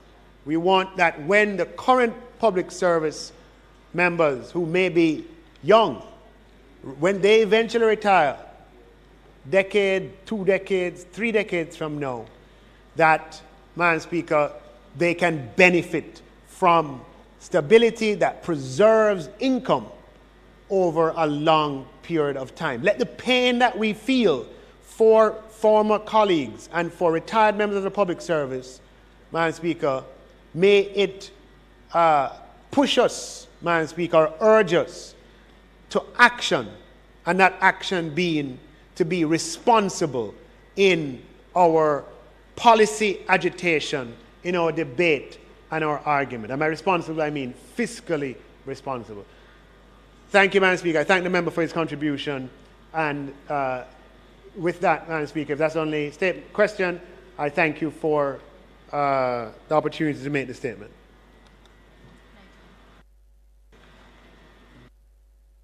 House Leader. Thank you, Madam Speaker. Madam Speaker, it's not contemplated for us to do any further business today. I therefore ask that the House adjourns until tomorrow, Wednesday, May 17, 2023 at 2 p.m. And just to indicate, Madam Speaker, that our sectoral debate continues tomorrow, and the Honorable Havel Williams, Minister of Education and Youth, and Member of Parliament for St. Andrew Eastern will make her presentation.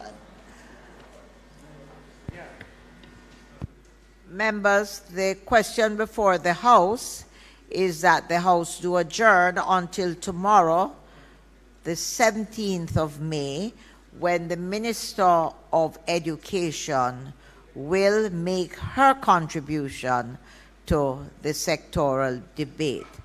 The sitting of Parliament will begin promptly at 2 p.m. Those in favor? Those against? The ayes have it. This House is now adjourned.